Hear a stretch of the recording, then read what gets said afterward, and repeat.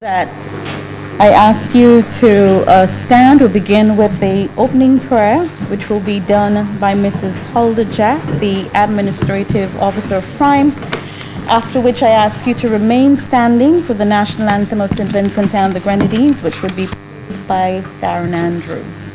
Thank you. Let us pray. Father, we come before you today. Thank you for your loving kindness and tender mercies towards us. Lord, as we officially launch the Volcanic Eruption Emergency Project, we ask that you consecrate this project objective to your glory and help us to execute the mission in accordance to your will and purpose.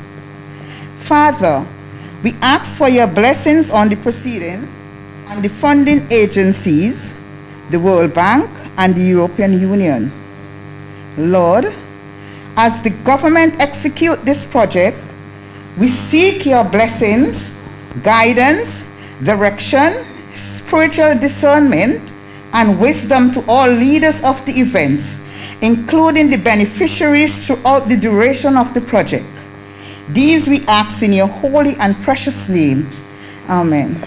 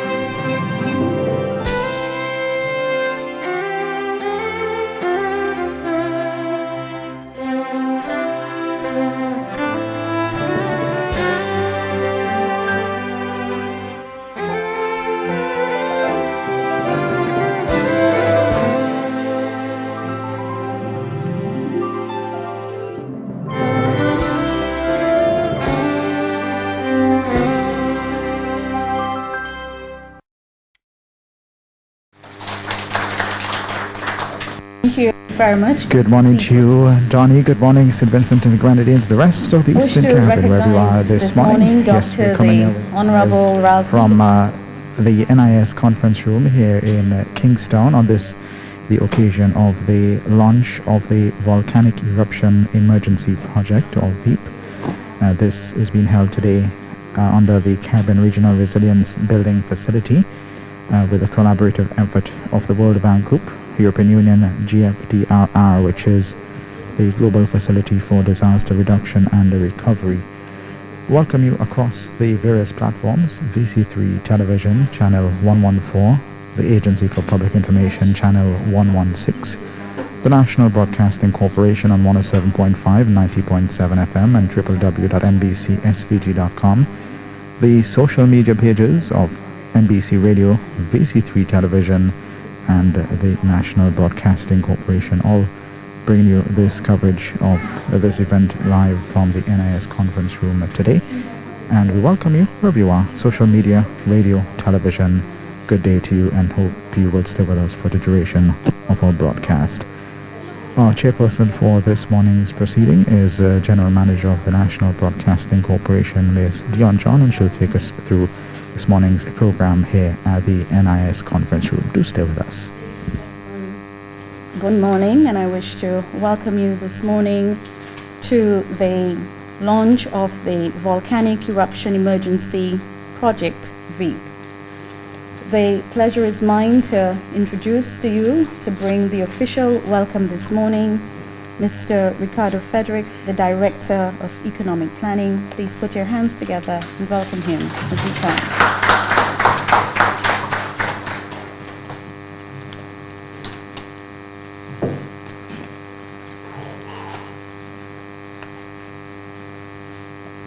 Greetings. Ms. Dion John, the chair for today's proceedings. Dr. the Honorable Ralph E. Gonzalez, Prime Minister, Minister of Foreign Affairs and Foreign Trade, the Honorable Camilo Gonzalez, Minister of Finance, Economic Planning and Information Technology, other members of the Cabinet of St. Vincent and the Grenadines, Mr. Ilad Shenfield, Senior Disaster Risk Management Specialist from the World Bank, and his colleagues, Gerard, Jerry, Mohad, Decima, and Daniel. Mrs. Marcel Edwards John, Deputy Director of Planning, the Ministry of Finance, Economic Planning and Information Technology. Ms. Michelle Forbes, the Director of the National Emergency Management Organization. Senior public servants, senior officials of statutory bodies and organizations, members of the business community and other stakeholders, specially invited guests, representatives of the media houses, ladies and gentlemen, good morning. I bring you greetings as the Director of Economic Planning on behalf of the Ministry of Finance, Economic Planning and Information Technology. My role today is to give brief welcoming remarks. Therefore, it gives me great pleasure to start this occasion by heartily welcoming each and everyone to the launch of the Volcanic Eruption Emergency Project. I want to particularly welcome our friends and partners from the World Bank who are here with us and are slated to give remarks later in the program. The preparation of this project began in May 2021 as a direct response to the volcanic eruption. As such, the government decided that part of the IDA-19 resources are to be used to commence the recovery and the rehabilitation process. The design of the project came at a time when there were many challenges at the Economic Planning Division, including the procurement of equipment and supplies for the Ministry of Health to fight the COVID-19 disease, the procurement of food and other supplies for NEMO and the Ministry of National Mobilization for the thousands of persons displaced as a result of the volcanic eruptions, and searching the globe to find and procure tablet devices for the Ministry of Education to facilitate virtual learning by students. Notwithstanding, the staff of the Economic Planning Division, in collaboration with the World Bank, other ministries and agencies, were able to undertake all the necessary consultations, which is a normal part of project preparation. We were able to develop and negotiate an excellent project in record time.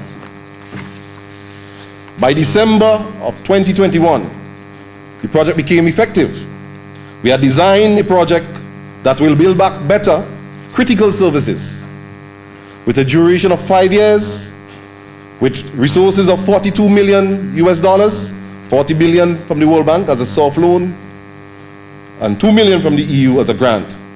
The project is multi-sectoral in nature and was designed to respond to the challenges with respect to agriculture, the supply of potable water, social protection, infrastructure development, early preparation for natural hazards, and to address capacity limitations at NEMO in response to emergencies.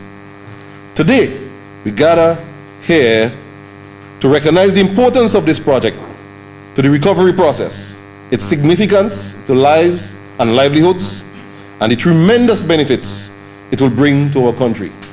Ladies and gentlemen, I want to thank you once again for giving of your time to be with us today. Thank you.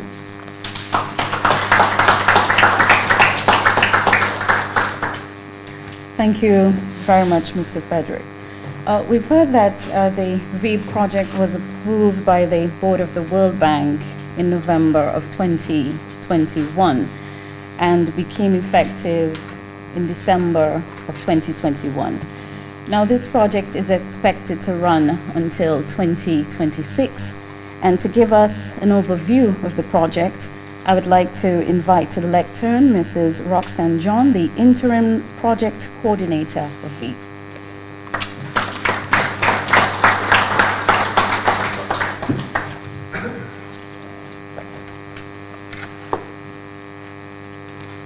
standing on existing protocol that was laid out by our moderator and the Director of Economic Planning.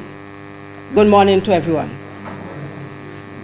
In response to the volcanic eruptions, the government of St. Vincent and the Grenadines successfully secured $42 million financing towards the Volcanic Eruption Emergency Project, Veep. We have from the International Development Association, either the World Bank Group, a soft loan of $40 million US, and from the European Commission, the EU, the Caribbean Regional Resilience Building Facility, a grant of €1.65 million, or the estimated US $2 million based on the exchange rate in September of 2021. The project development objective is to support St. Vincent and the Grenadines, to provide short-term income support, to improve the capacity of the government to prepare for and respond to emergencies, and to build back better critical services in the aftermath of the loss of rare volcano eruptions. This project development objective will be achieved through three components. Component 1, early recovery income support, $7.5 million is allocated. It has two subcomponents. 1, temporary cash transfers and social support services program. And the subcomponent 1.2, labor-intensive temporary employment program. Component 2, the restoration and building back better of critical services and strengthening of emergency preparedness and response capacity. $29.9 million allocated for this component, and it includes the $2 million estimated from the European Union. It has three subcomponents. Subcomponent 2.1, support to reconstruction building that incorporates climate change considerations.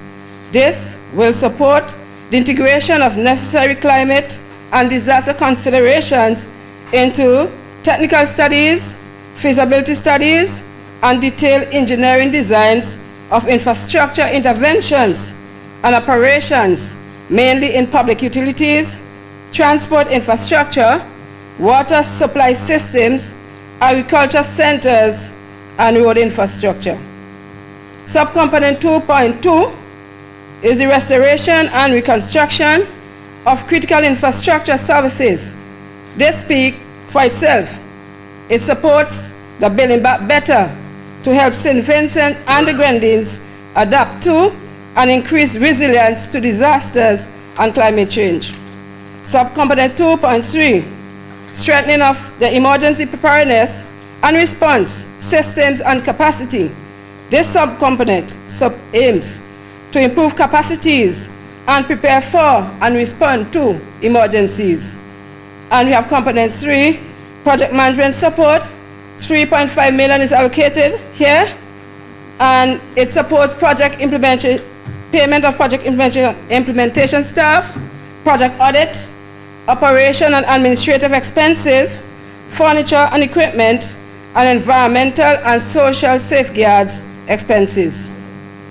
Now the project duration is 5 years. This project was approved by the World Bank's board on November 30th, 2021, became effective on December 10th, 2021. So the project expected to be completed in 2026. What are the key agencies involved in this project? We have the Ministry of Finance, Economic Planning, and Information Technology as implementing agency. Ministry of Transport, Works, Land Surveys, and Physical Planning. Ministry of National Mobilization, Social Development, Family, Gender Affairs, Youth, Housing, and Informal Human Settlement. Ministry of Agriculture, Forestry, Fisheries, Rural Transformation, Industry, and Labor.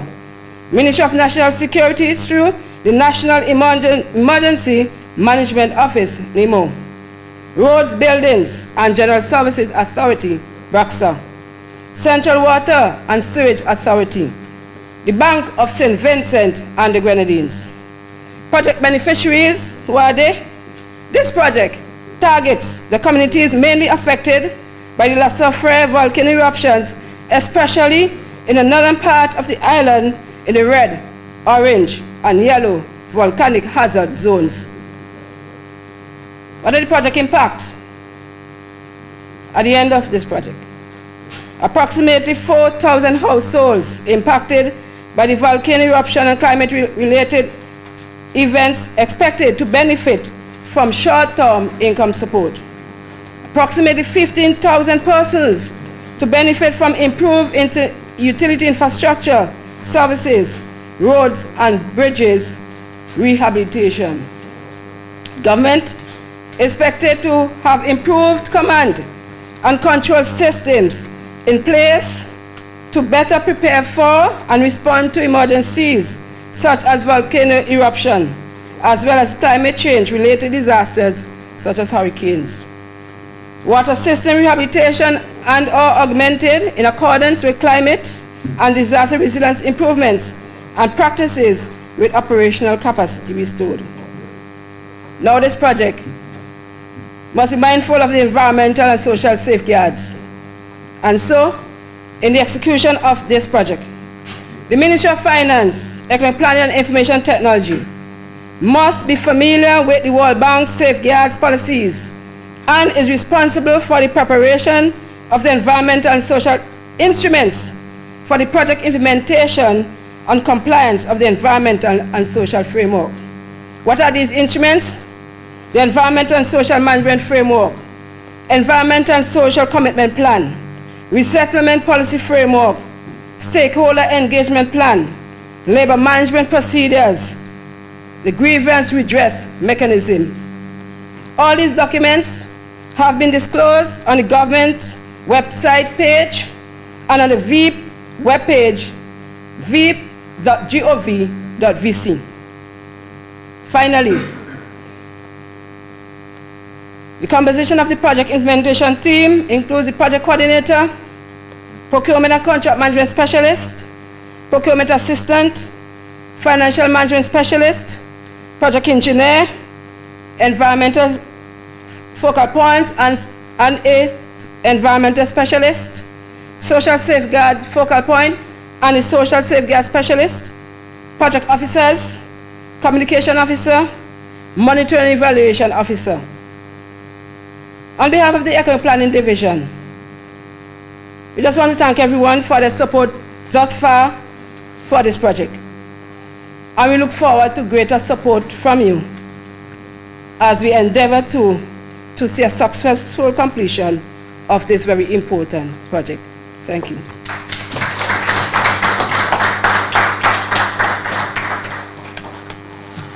Thank you very much, Mrs. John. I wish to, before we continue, to recognize the presence of the Minister of National Mobilization, the Honorable Dr. Aranda Brewster. We welcome you. Now, most of us in this room experience and remember what happened all too well in April of 2021. We continue to celebrate the fact that we had no loss of lives, and that's really a good thing. And of course, we have to commend NEMO and all the other agencies who worked assiduously to ensure that mechanisms were put in place to guide us, especially those persons who had to relocate from the communities which were most affected. But we had significant damage to infrastructure, roads, buildings, and a lot of network. And no doubt, considerable sums of monies were needed to restore and to rebuild. This project today, which we are here to launch, falls under the ambit of the Ministry and under the Minister of Finance. And to bring remarks this morning, I would like to invite to the lectern the Honorable Camila Gonçalves, the Minister of Finance, Economic Planning, and Information Technology. Please welcome Minister as he comes.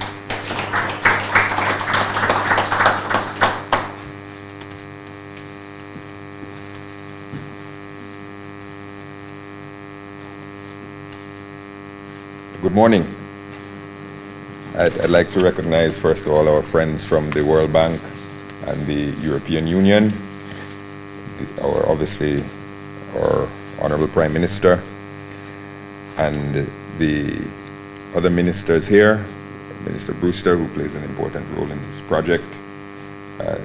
Special recognition to the head of the Central Water and Sewage Authority and the CWSA team, Mr. Garth Saunders, and a very, very special welcome to my staff, who have done a magnificent job in getting this project through the various hills and valleys and curves and turns of World Bank approval and negotiation to get it to this point where we are today, launching, as Ricky said, in record time, a massive project for the benefit of the people of St. Vincent and the Grenadines. So good morning to everyone.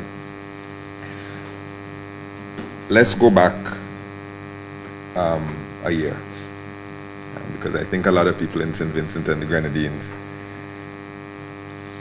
the cataclysmic events of the volcano, strangely enough, are already beginning to fade from memory.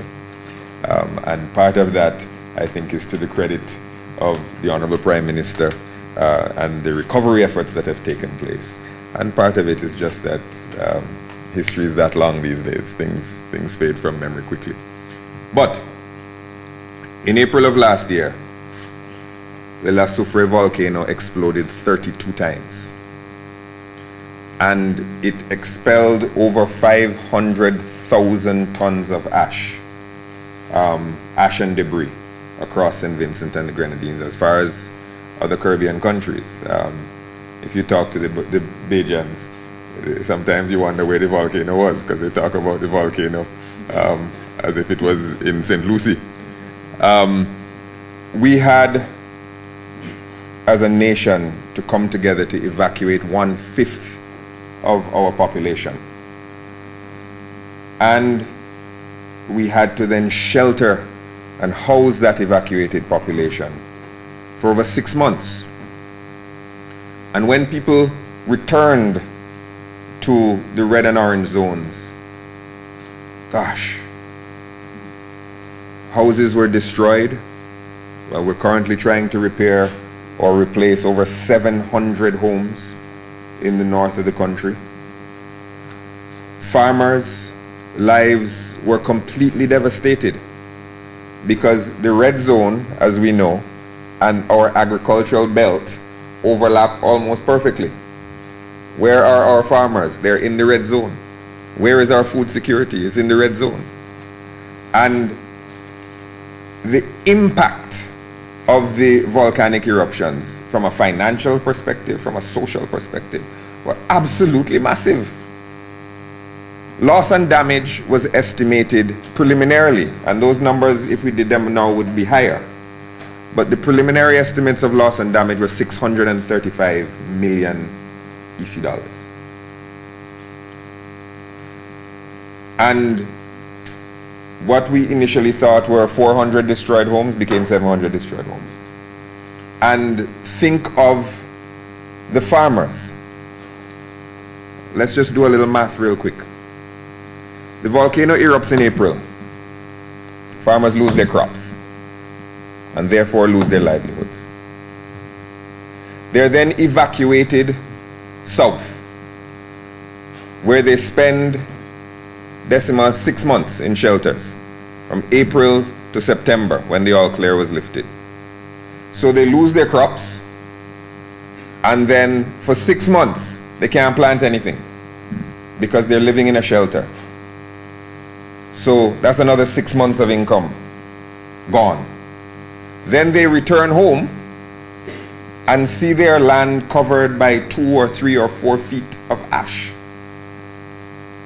And it takes them months to dig out, and clear their land, and till the remaining ash into the soil. So now you're up to December from an April eruption, and Mr. and Mrs. Farmer haven't earned $1.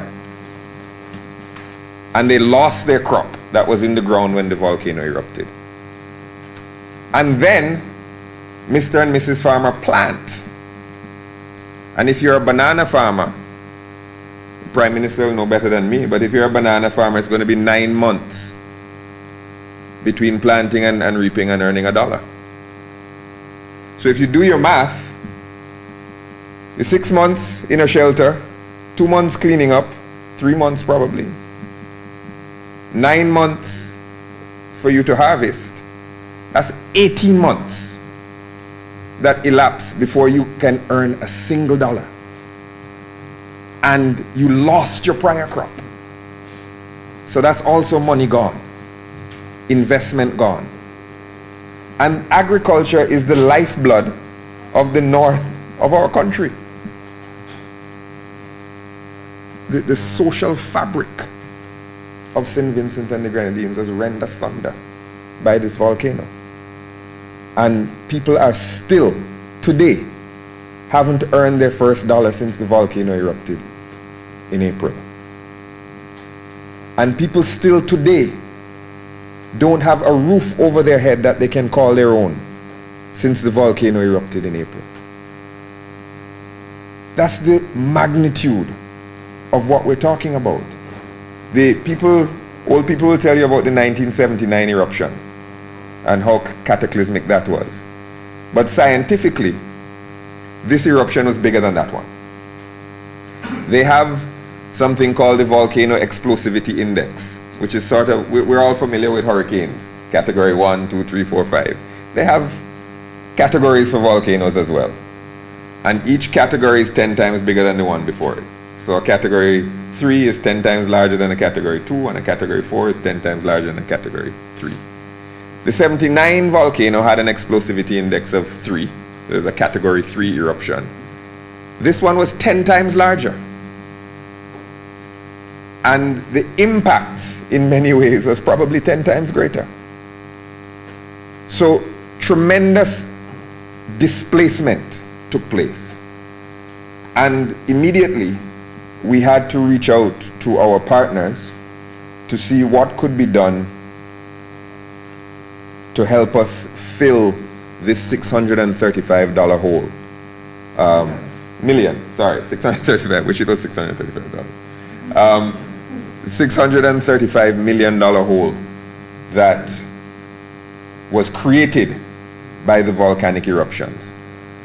And I want to pause here and thank sincerely the European Union and the World Bank for being ready and nimble and available to assist the people of St. Vincent and the Grenadines throughout this crisis.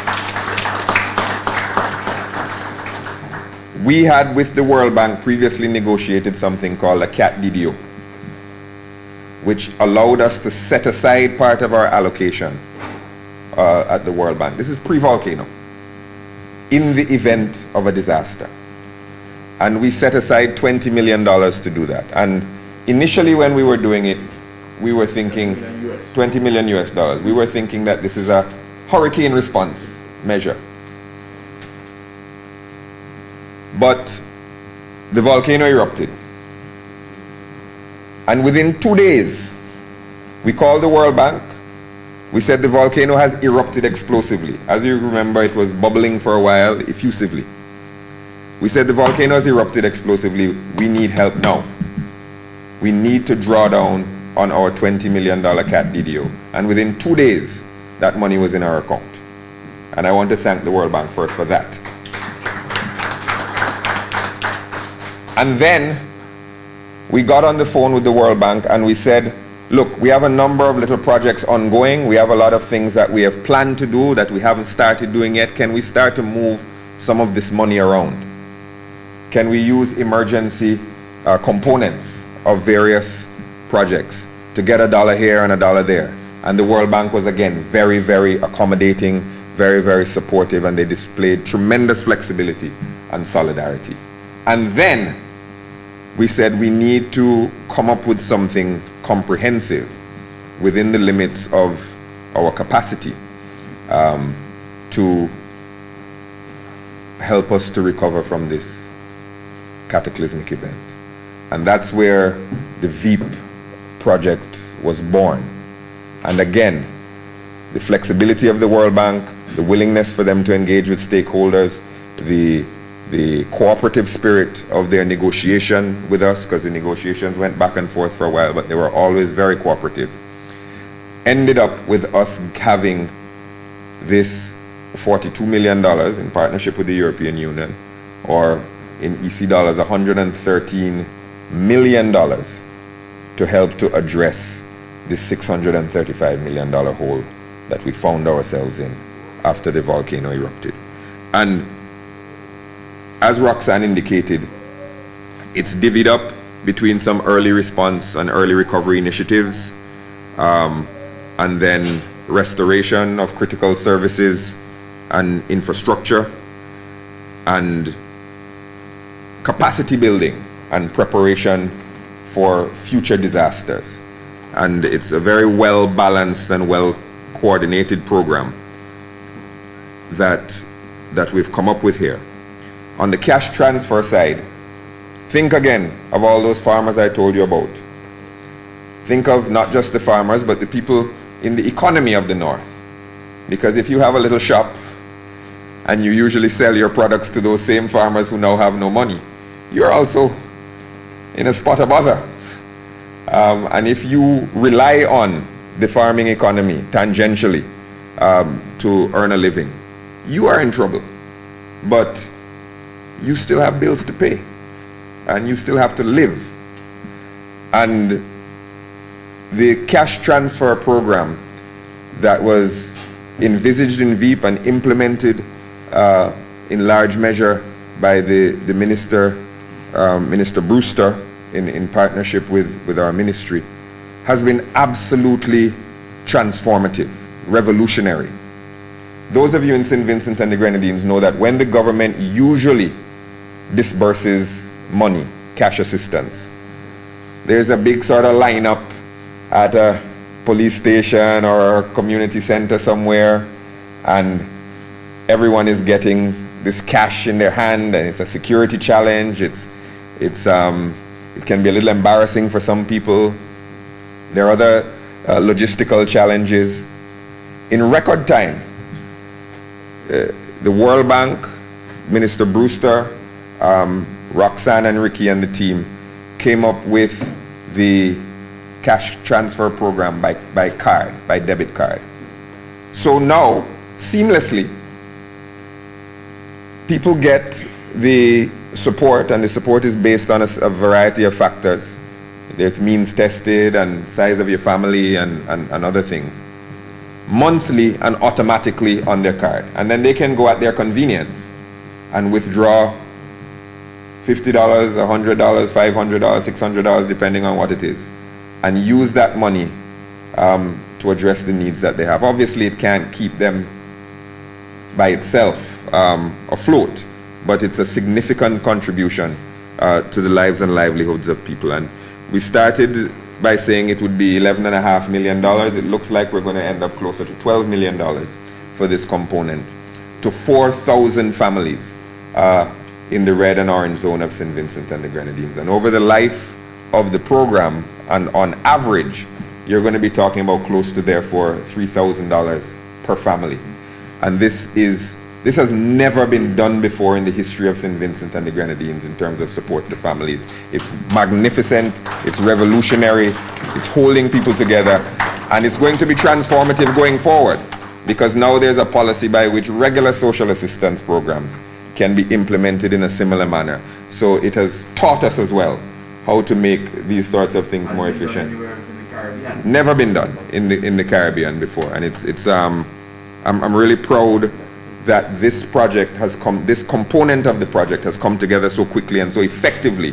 So already, this August, Ricky, in a couple weeks, couple days, close to 3,700 people, families, are going to be getting $2.2 million worth of income support on their debit cards. And I want to thank everyone involved for participating in that. The agriculture sector, as we know, was devastated. Those of you who know the north of this country know not only that it is our farming zone, that it is our agricultural belt, but that there are tremendous resources located in the north of the island. You talk about your tissue culture laboratories and your other infrastructure that was built. You talk about the farmers who lost livestock in the volcanic eruptions. What we learned was that pigs are a lot smarter than cows. Most of the pigs survived, but cows weren't so clever. But so there's work for artificial insemination to build back the stock. There's work for the reconstruction of some of these laboratories and to build capacity. There's work on fishery centers, because we know OEI in the north is a major fishery center. And we know that fishing was negatively affected. The data bear out that fish landings decreased and declined as fisherfolk had to evacuate themselves and infrastructure was damaged. And we also know that the quickest way to get some food on someone's table, instead of waiting 9 months for your crop to grow, is to put a fishing boat in the water, and you can get some protein a lot more quickly than to raise a cow from a calf. And do that way. You can go and catch a couple lobster and a couple snapper. And so there are resources in here, not just for on-land agriculture that was affected, but in food security responses to the fishing program. Very importantly, there are tremendous resources to restore, upgrade, and strengthen our water infrastructure. The Central Water and Sewage Authority was nothing short of heroic in responding to the volcanic eruptions. Absolutely heroic. In fact, when the volcano was still erupting, workers were heading up mountain to try to clear reservoirs and the like, and guys were going up and hearing a rumble and running back down the hill and this sort of a thing. And there were lots of conversations, Garth would remember, about, is it safe? Can we head north now? Because the reservoirs are blocked, are filled with ash, and the intake pipes have been broken, and rivers completely changed course. So where you were collecting water, there was no more water, there was just sludge, because the river had turned and gone in a different direction based on lahars and boulders and the like. So they had to restore water and did it in record time. And when I think about what took place in the north of this country, and the fact that the CWSA managed to get water services back on, I mean, look around the region. Sometimes you hear people talking about not being able to get water for years. Water challenges. And they haven't had a volcano to deal with. They just have a few pipes that need to be connected or something. It was a magnificent effort by the CWSA, but it taught them that the water system was vulnerable, and that the villages of the north of the country had to have some resilience in their water supply and in the delivery of potable water. They've discovered, instead of just overland rivers, that there are wells on the ground, and there are other more resilient ways in which water can be delivered and protected. And so there's a significant component there to ensure that water infrastructure is restored. There's also a $40 million or so allocation to bridges and roads and heavy equipment and infrastructure.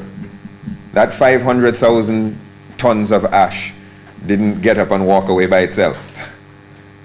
We had to clear it first from the main roads, and more significantly, we had to go inland and access to these farmlands and other places to ensure that we could restore access first of all, and then rebuild infrastructure.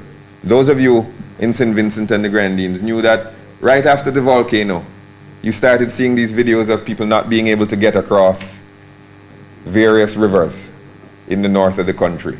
And there are all of these videos of cars trapped on one side of a river, and people getting stuck in rivers, and vehicles washed away and the like. And again, that's because rivers change course. The bridges were now covering areas where there were no rivers. The chief engineer is familiar with that. And areas that were before safe suddenly became waterways. And so we have to construct, first of all, temporary Bailey bridges to have immediate access to areas of the country, particularly in times of heavy rain. And then subsequently more permanent river crossings. Because still, and those of you have well, I can't say that because they've closed the Sufra Trail, so I don't want to admit to doing something illegal. But those of you who have been up mountain would realize that there are tremendous deposits of ash and debris still in the hills. And every time it rains during this rainy season, you're in danger of another deluge of thousands of tons of ash coming downhill to once again damage bridges, once again damage homes and the like. And so massive infrastructural investment has to take place. That is part of this Veep program as well. And then, in addition to the massive infrastructural investments, there are also investments that are smaller in scope, but no less significant. And that is, for example, what we call the Labor-Intensive Temporary Employment Program. That acronym is LIGHT. We know in St. Vincent and the Grenadines that a very important part of our resilience, maintenance of resilience, is when we send these crews of people out to help to prune bushes and clear drains, and they call it a debushing program, they call them road gangs, whatever the names are. We know that twice a year we have to do that, to clear drains, to trim bushes, to remove boulders that have fallen downhill. And there is a similar program within the Veep, because those areas in the north, once you've cleared the main roads, you realize that there are challenges that you still have with drainage, with debris, with boulders, with fallen trees, and all of these aspects. A fallen tree is a missile, is a battering ram if it's coming downhill on a river of ash and water. And the drains have to be clear so that water can go away effectively. And the head of our bridges, roads, infrastructure department, Bragsa, leads that program, and Ken Bartholomew is here, and he knows that the work that we have to do is more intense than it's ever been because of the volcano. And Veep also has a component there. There are other fresh initiatives related to the Biotechnology Center, to artificial insemination, to forestry, because the forest has been destroyed, and Mother Nature can heal herself if she's given enough time, but it's always useful to give Mother Nature a helping hand after something this catastrophic has taken place, and the forestry department has been doing important work there. So our damage and loss was massive. Well over $600 million. I think if you did the math today, it would be $750 million easily. We don't have $750 million. But we were able, with the World Bank's help and with the European Union's help, to negotiate this very, very important, significant contribution to helping us build back better, build resilience, and restore ourselves to a pre-volcano condition and even better. That's what Veep is about. We promised it in our budget speech in January of this year. We said that Veep is coming, that it's going to be $113 million, and that it's going to do these things. And some people scoffed and said it's not going to happen, and it's, politicians talking in the beginning of the year. But here we are, a few months later, promise kept, promise fulfilled, Veep active, all of us working together for the benefit and the recovery of the people of St. Vincent and the Grenadines. I want to thank the European Union, I want to thank the World Bank, I want to thank especially my team who have been working day and night, very, very long hours, to get this and other recovery mechanisms in place. I'm very proud that we're standing here in record time to launch the Veep, and I know that it is already changing lives in St. Vincent and the Grenadines and will play a critical part in our collective recovery. Thank you very much.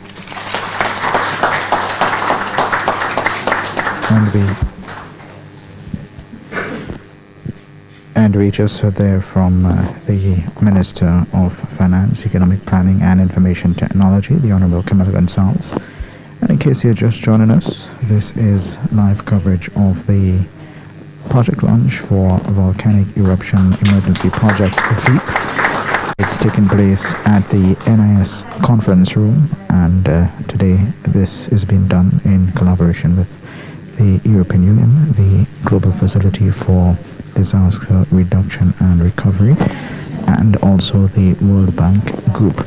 We have a couple of remarks coming up from the representatives of the World Bank and from the European Union, and then we'll have a cultural presentation followed by the featured speaker for this morning, Prime Minister Dr. the Honorable Ralph Gonsalves.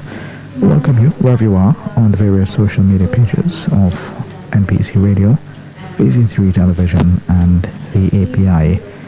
We also welcome you if you're joining us by way of radio, 107.5, 90.7 FM, and those who are joining us at www.nbcsvg.com. Now we'd have remarks from Mr. Elad Schenfeld, Senior Disaster Risk Management Specialist at the World Bank.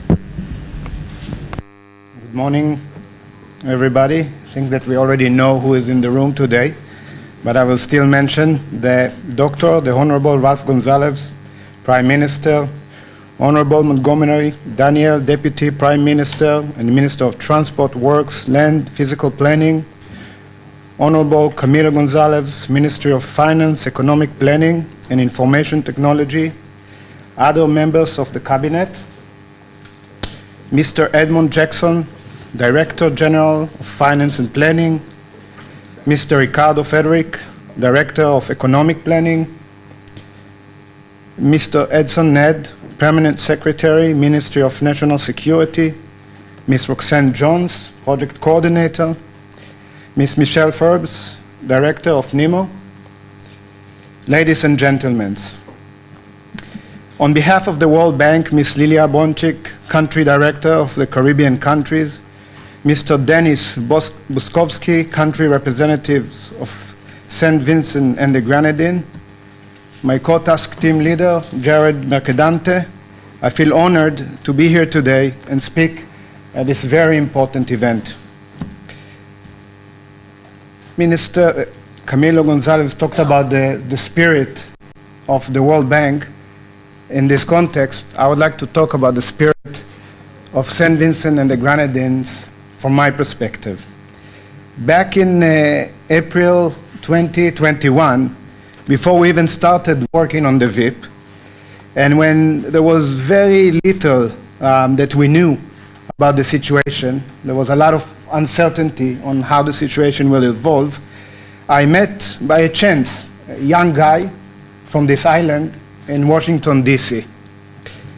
And when I learned that the guy is from the island, I couldn't stop myself from asking him endless questions. I wanted to know about the island, I wanted to know about the people, I wanted to know about the culture, as I knew that I would spend most of my time in the coming month working on this island, and I never visited this place. At that time, I knew very little about the island, and I don't think that I ever met anyone from this place, at least face to face. So we talked, and I asked many questions, and Roxanne can tell you that I know how to ask many, many questions, and many more. And before we parted ways, he told me that he was looking for a ticket to buy and to come here to St. Vincent and the Grenadines. As you all recall, traveling during that time wasn't an easy task. There were many pandemic restrictions. And this young man, as I understood that, was a student with limited financial flexibility. And I asked him, basically, why are you doing this? There's the risk of obviously flying during a global pandemic. There is the risk of flying to the island when the volcano is still active. We don't know when it's going to erupt again. And the guy looked at me with a smile of what I later learned is a typical smile on this island, which is very quiet, calm, but also very strong.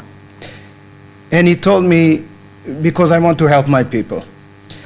I'm volunteering to come to the island. I'm going to clean the ash, and I'm going to fly back to Washington, D.C.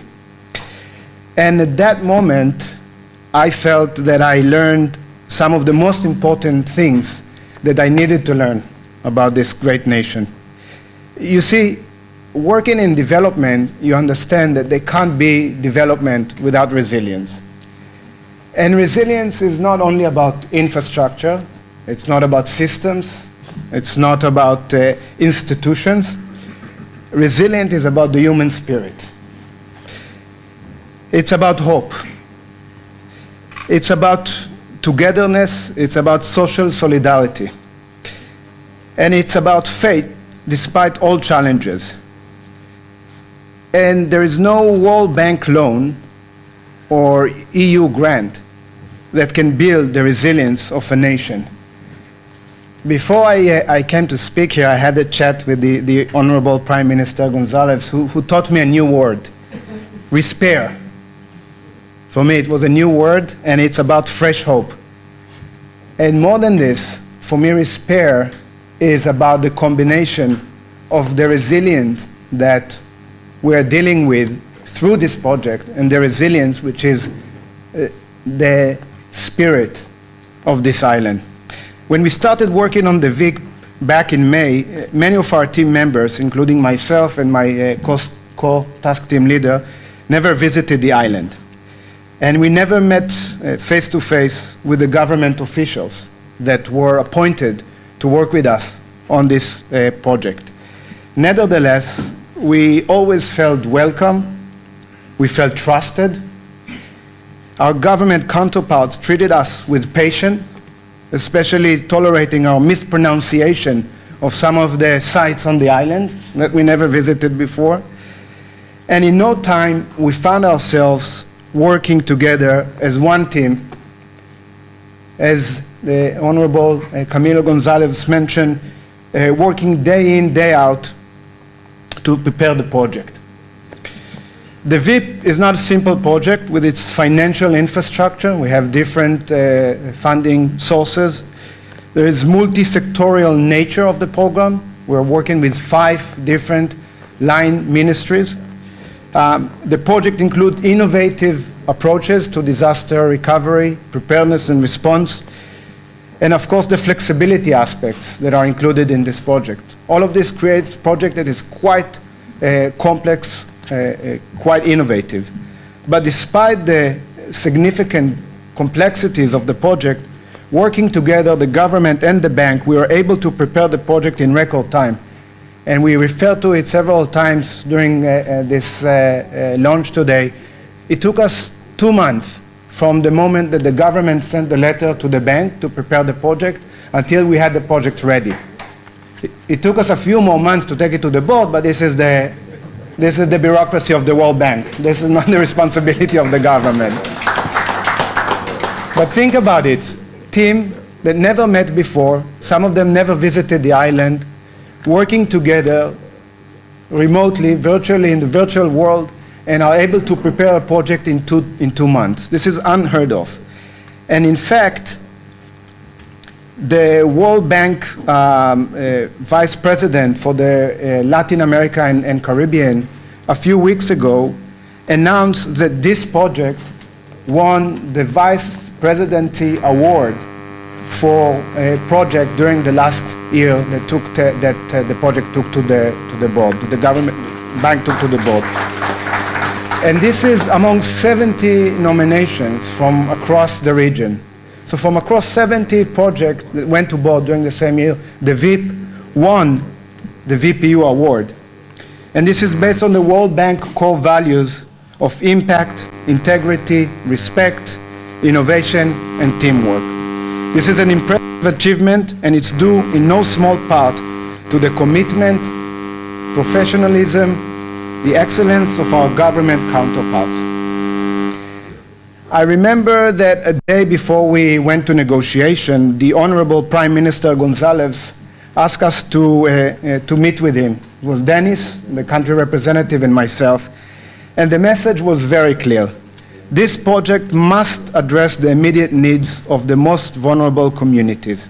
We had a long conversation about how the project will support the emergency cash transfers, how it will support the resilient recovery of the nation, how it will support the agriculture sector that was very important to the Prime Minister, and how this project can be used to enhance the preparedness and response to emergencies of St. Vincent and the Grenadines.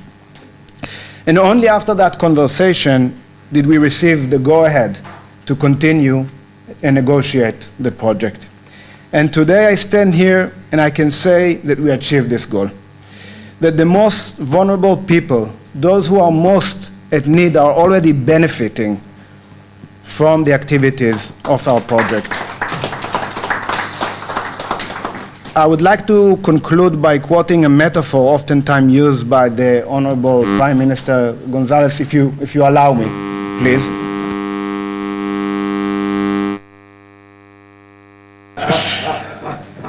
The Prime Minister often describes St. Vincent and the Grenadines as a symphony. And I'm quoting, "We are the source of the indigenous people. We are the rhythm of Africa. We are the melody of Europe. We are the chords of Asia. And we are the homegrown lyric of the Caribbean." And today I would like to add, you are also the sound of the social solidarity and resilience of the people of St. Vincent and the Grenadines. On behalf of the World Bank, I would like to reiterate my genuine appreciation to the government of St. Vincent and the Grenadines for its leadership, its guidance, its partnership, but more than all of this, its friendship when preparing this project. We're also grateful to the European Union for generous financial support in the preparation of the project, and the grant supporting emergency preparedness and response. And it's been an honor and privilege to learn about this beautiful Caribbean nation, its environmental challenges, its commitment to building back better and stronger, and to sustainable society. But more than anything else, to learn about your spirit. Thank you.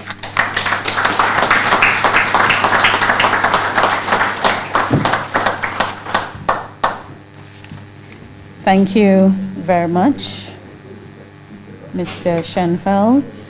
And I also would like to adopt something that you mentioned in your remarks, and it goes like this: there can't be development without resilience. And I raise this particular statement to say that if you want to see resilience, and what happened in April of 2021 in St. Vincent and the Grenadines, the Vincentian people displayed at the very best and at the core resilience in every form of the word. So thank you very much for understanding and of course for connoting the message which we all did back in April of 2021. Thank you so much. Our next speaker is currently the ambassador, the head of the delegation of the European Union delegation to Barbados, the Eastern Caribbean states, the OECS and CARICOM and CARIFORUM. She previously served as ambassador of the European Union to Jamaica, Belize, the Bahamas, Turks and Caicos Islands, and the Cayman Islands. And prior to that, head of the Division for Conflict Prevention, Peace Building, and Mediation at the Security Policy Directorate of the European External Action Service in Brussels. Unfortunately, our next speaker is not here with us physically today, but will be joining us virtually to make remarks. Please welcome Ambassador Malgosia Vasilevska to make remarks this morning.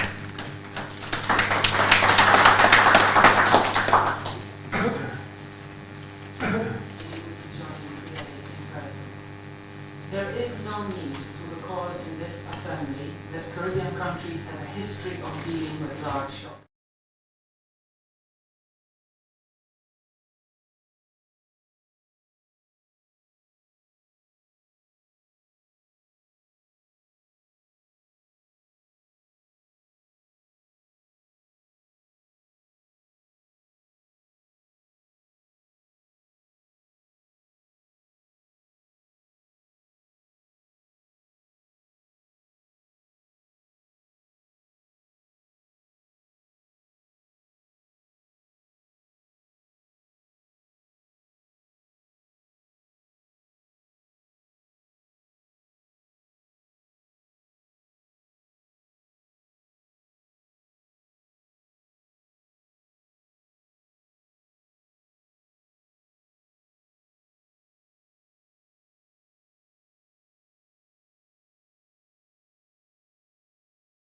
Atlantic hurricane seasons have reinforced the importance and urgency of supporting national and regional capacities to prepare for and respond to shocks.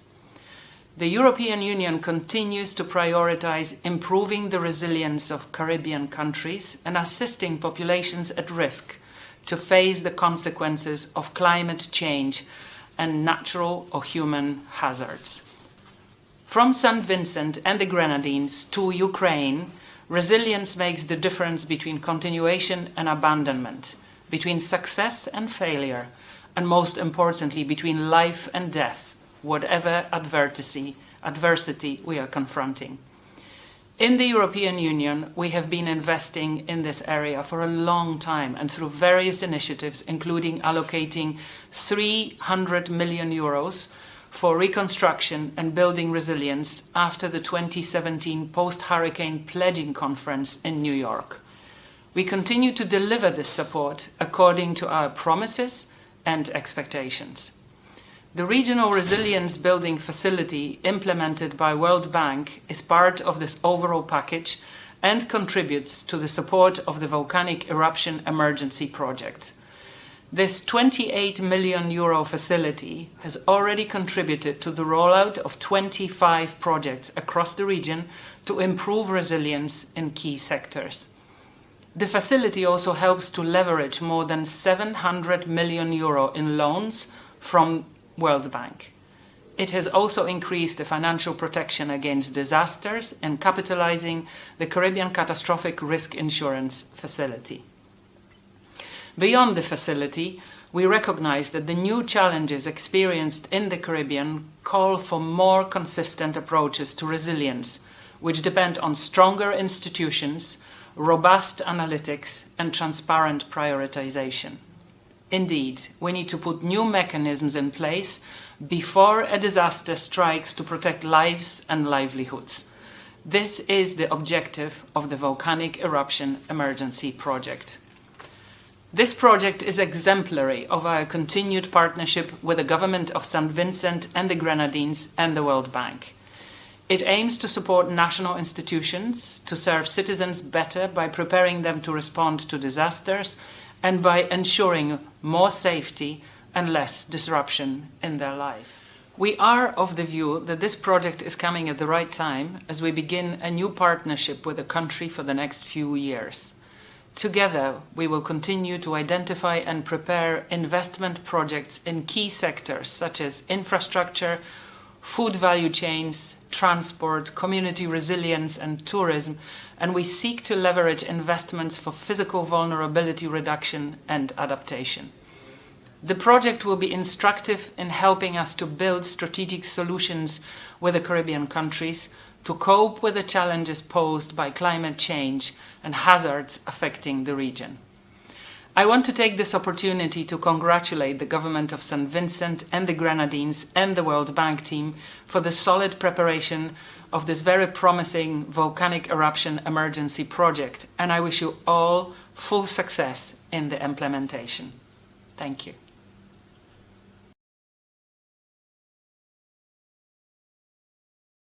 Very much, Ambassador. At this time, we hope to create a lighter spirit in the room and to just let things down just for a bit. And we have royalty in our midst this morning, and royalty in every sense of the word. This is an 8-year-old royalty we have here with us. She hails from Sandy Bay, attends the Sandy Bay Government School. She is the reigning primary school Calypso monarch in St. Vincent and the Grenadines. She created waves when she entered, very small in stature, Victoria Park stage on that day of Junior Calypso.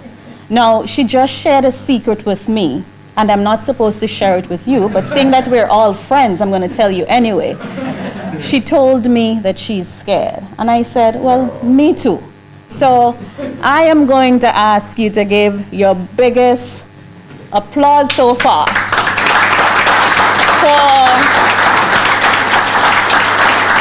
for my little friend, Divine Walters, as she comes this morning. Go to the front.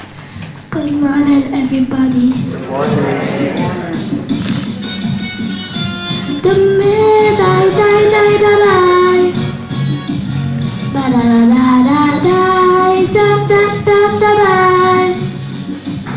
I was frightened when they say, we have to run. Because the big men suffer, decided to come to town.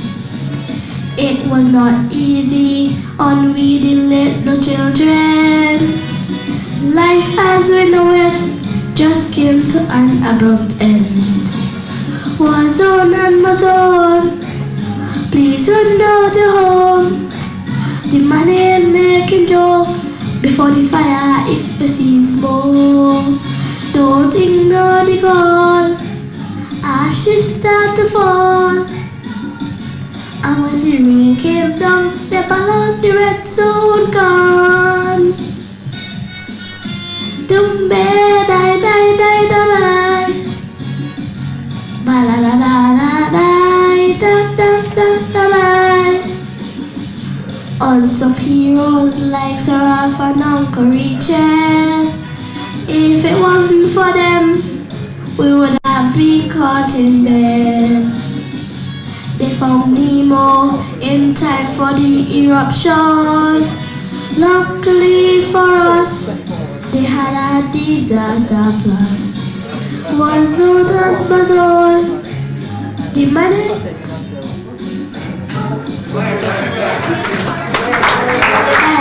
It was in school. They call. Ashes start to fall. And when the rain came down, they followed the red zone gone. Die, die, die, die, die. Ba da da da da da da da da. We have police, we were placed in all directions. We suffered in many ways, but most in our education. With home destroyed and livelihoods washed away. Every boy or girl now have to hope and pray. War zone and war zone, please run out your home. The man ain't making joke before the fire if you see smoke. Don't ignore the call. Ashes start to fall. And when the rain came down, they followed the red zone gone. Tumbe die die die die. Ba da da da da da da da da da. We will rise up from out of these scattered doors. Rebuilding is a must, no matter how hard it looks. I must say thanks to all who lend us a hand. Lord, how could I forget to thank the World Food Program. Was on and was on. Please run out your home. The man ain't making joke before the fire if you see smoke. Don't ignore the call. Ashes start to fall. And when the rain came down, they followed the red zone gone.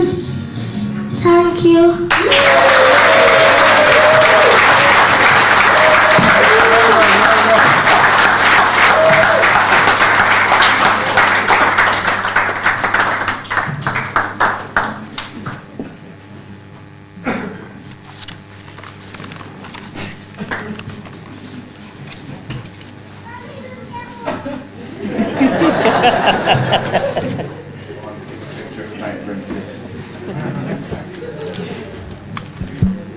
A photo up there with the youngster who did excellent in entertaining the audience this morning with a number reflecting on the eruptions of 2021. A photo moment with the Honorable Prime Minister. For those who are listening by way of radio, we say hello to those who are on the various social media pages as well, viewing live across VC3 TV, NBC Radio and the Agency for Public Information Live coverage continues from the NIS conference room of the Veep launch, Volcanic Eruption Emergency Project launch, taking place this morning at the NIS conference room. We get ready for some more messages. This time we have a featured speaker, the Honorable Prime Minister, expected to speak next. Then we should be having some more cultural presentations before we wrap things up for today. So let's go back to the chairperson for the proceedings, Ms. Dion John. My fellow colleague and I, Colvin Harry, who's here, we spent 32 nights at the radio station ensuring that we had coverage and everybody could have heard what was going on. Well, Prime Minister Gonsalves joined us on those 32 times on radio. Gad Saunders probably joined us probably about 18 times. And there are many other persons, Michelle Forbes, who joined us as well many times. NEMO was operational for 3 months during that period, but their work continued up until September of 2021. And there are other stakeholder agencies who did just as much and even more. But I raise all of this to say that during that time, many Vincentians displayed and did a lot of sacrifices for country because we realized we needed to do it for us to survive and for us to continue in this true Vincentian spirit. Prime Minister Gonsalves, during that period, went out and visited communities in the far end, from the north to... Ladies and gentlemen, while we remember that, for us to get to where we are today, we have to reflect on the past to arrive at the present, which we are here and we're talking about restoration and rebuilding. I would like to bring to do the featured address this morning the Prime Minister of St. Vincent and the Grenadines, Dr. the Honorable Ralph Gonsalves. Please put your hands together and welcome him as he comes.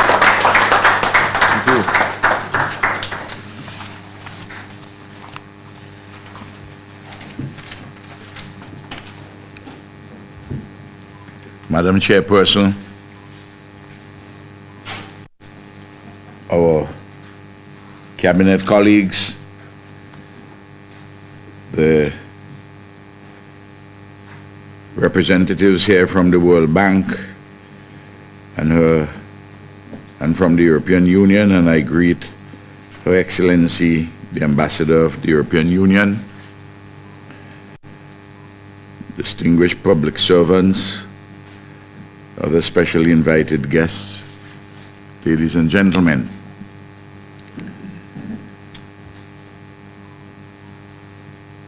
Today is a day that the Lord has made. Let us rejoice in it. Let us be thankful.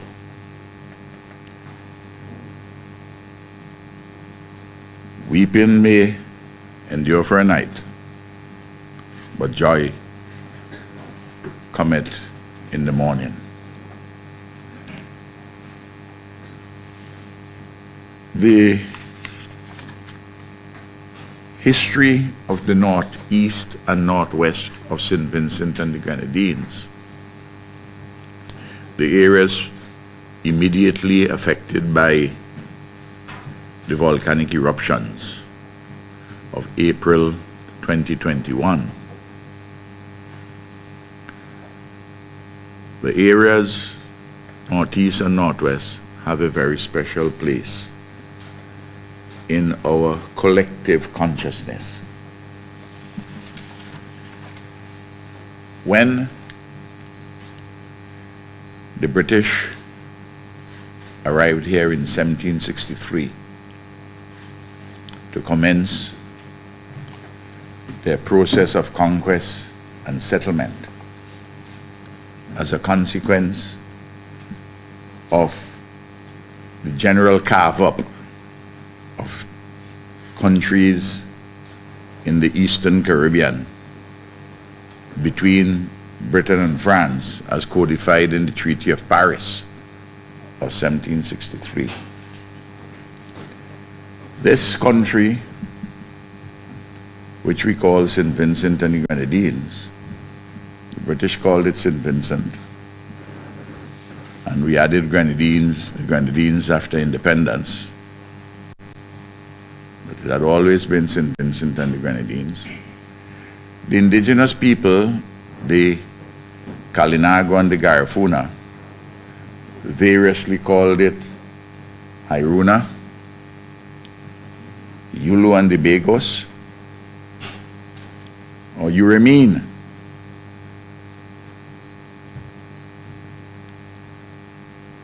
When the British arrived, the Kalinago and the Garifuna had from time to time over the previous 200 years saw Europeans come and Europeans go. They will come and plant a flag and say it's for Spain or for France or for England.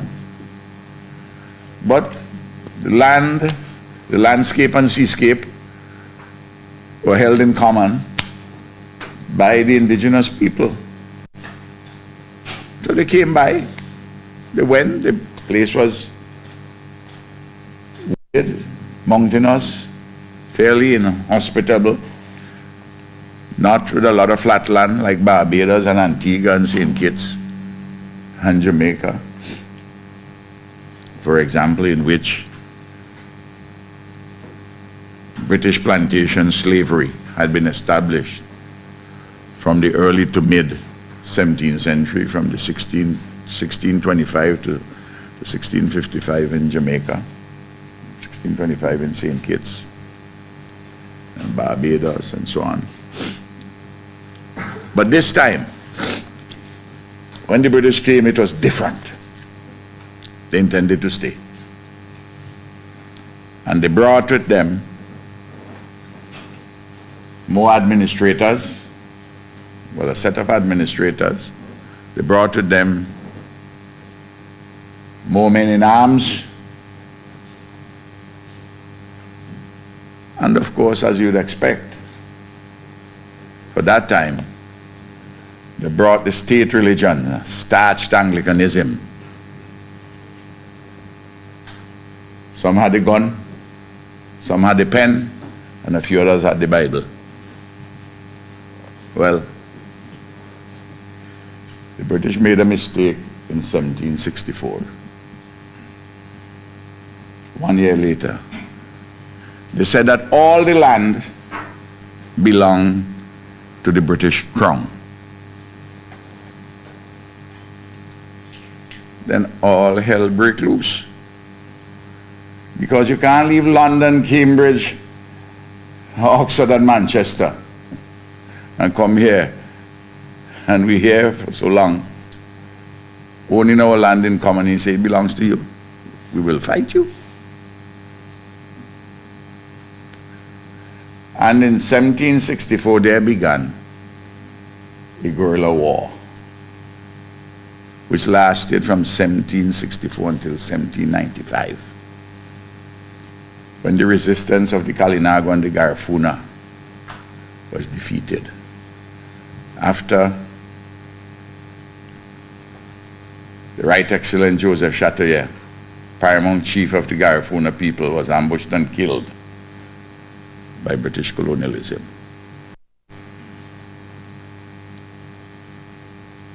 Between 1764 and 1795, various peace treaties were made, but they were made by the British with an intention of being broken, and they broke them.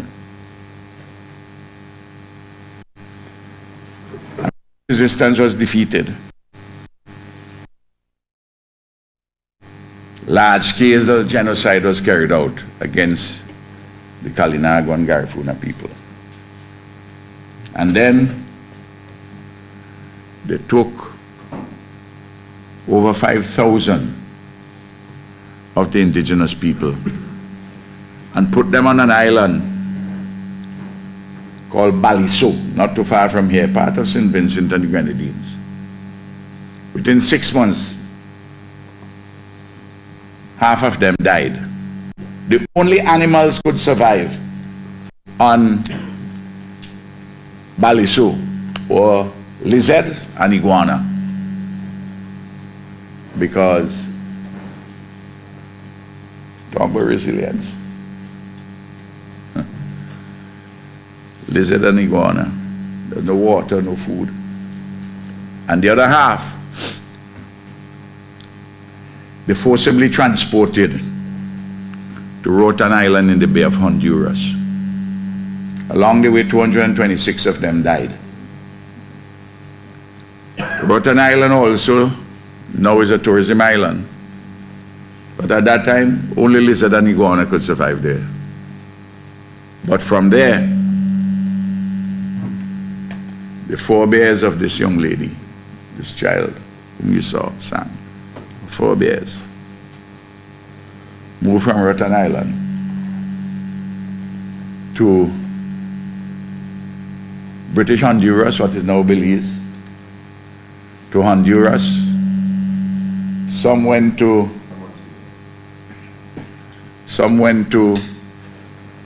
Guatemala, and others went to the Caribbean coast of Nicaragua. In fact, I just came back from Nicaragua, and I went to a Garifuna settlement called Orinoco.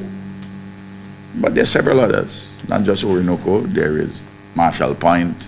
There's a place called St. Vincent there. A place called Sandy Bay. And those persons, the Garifuna there, and having in New York, you're having all over the United States, on the West Coast too. In fact, the first medical practitioner, first person, Dr. Gill, from Sandy Bay, from Garifuna country, who practices medicine in Los Angeles. He is our honorary consul over there. And every one of the Garifuna overseas, the C. St. Vincent and the Grenadines, Uramin, Yulu, and the Bagos, as their spiritual home. And when they come here, they kiss the ground. Every people have their history. Now, you may be saying, how did these indigenous people came together here? Well, the Kalinago, whom the British called Yellow Caribs. You know, it's a funny thing. The word Carib comes from a North Phoenician term, Sharib, meaning fierce and warlike. And as far as the British were concerned, our forebears were fierce and warlike. You come take we land, and we fight, and we fierce, and we warlike. But Yulu, in the language of the Kalinago people, mean the peaceful ones. Because they were here peaceful, hunting and fishing, raising their families, until the British came to take away their land.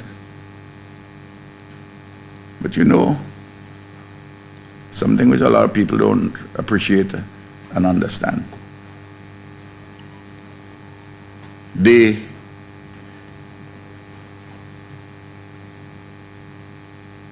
offspring of the Kalinago and the Africans who came here, known as Garifuna.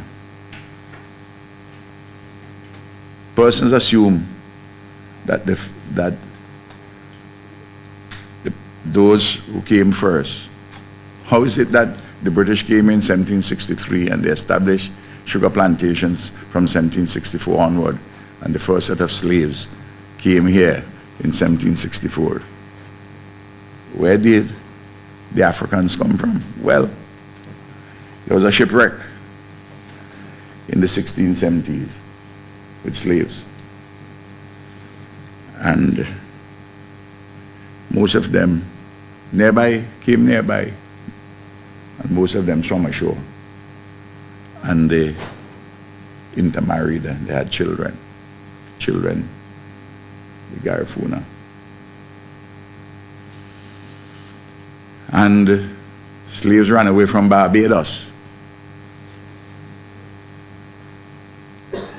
And Barbados was so flat. They had no place to hide. The nearest place is St. Vincent. So they got in the canoes and they came over. So those who came from the shipwreck and those who ran away, they had a taste of slavery and there's no way they were going back. So when the British came and said they're taking the land, well, you know what I mean?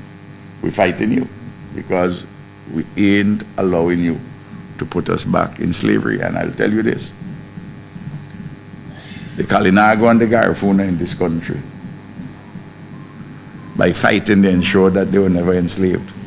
The British brought to this country, between the period 1764 and 1807, the slave trade, they brought just over 55,000 enslaved African bodies. I say the enslaved African bodies because you could bring the body and you can control the body, but you can't control the mind. Some 66,000 left West Africa, forcibly taken from West Africa, brought across the Middle Passage. But about close to 11,000 died along the way, a large number. I don't know if 11,000, well, I don't know how many Ukrainians have died yet, or Russians for that matter. But I'm sure it ain't in proportion 11,000 out of 66. I'm quite sure that 160 ain't die.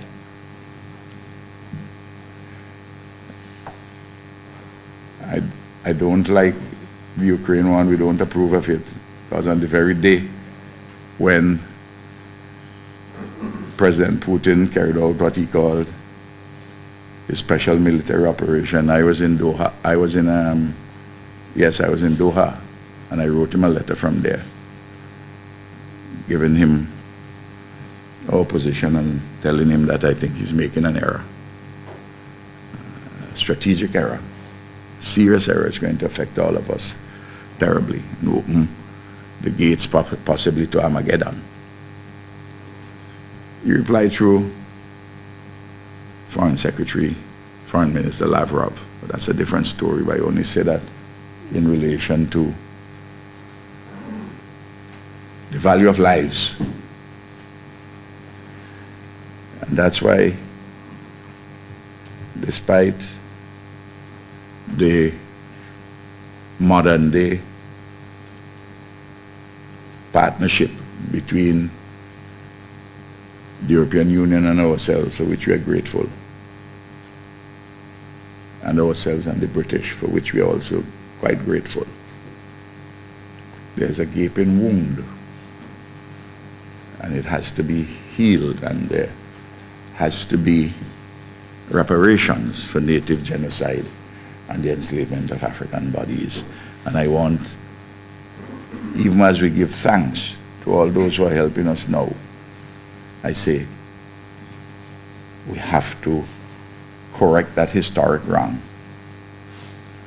And we expect to get an apology, but not only an apology, but appropriate recompense to help us with the legacy of underdevelopment as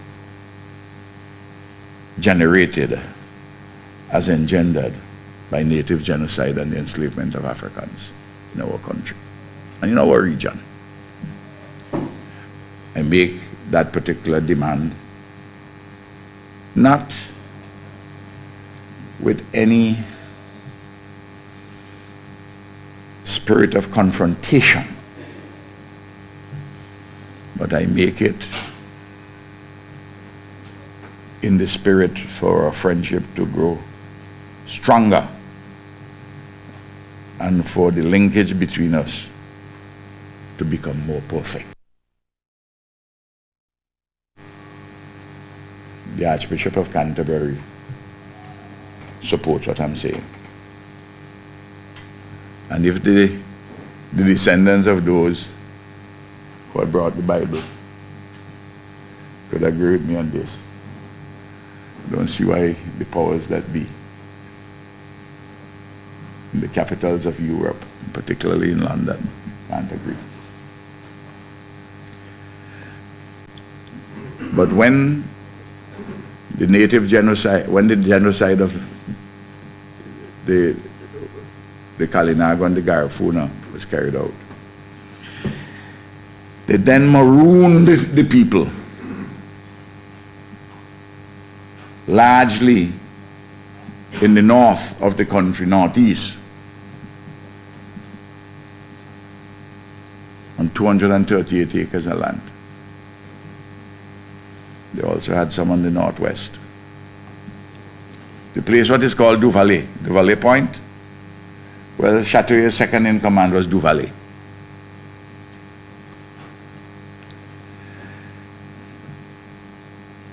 When we came to office in 2001, this government, you didn't have a secondary school in that area. You know? You didn't have an ambulance in that area.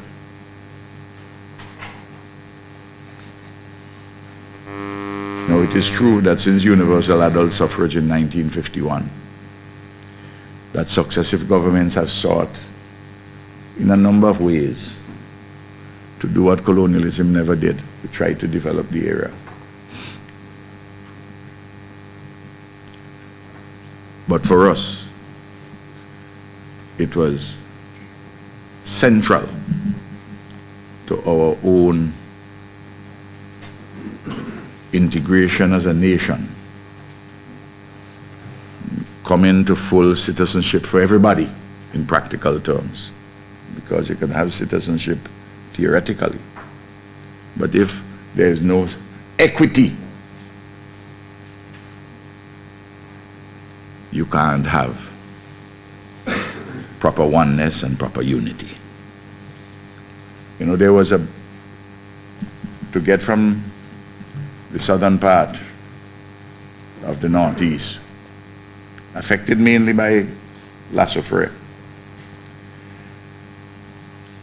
There we call it a dry river. It spans 2 football fields. It's along there you used to drive in to get there. And it had a stream in the middle. But because the northeast trade winds come from that side, and it hits the mountain range, well, hot air rises and you get tremendous rainfall. So it's raining in the forest, but you don't know if it's raining below.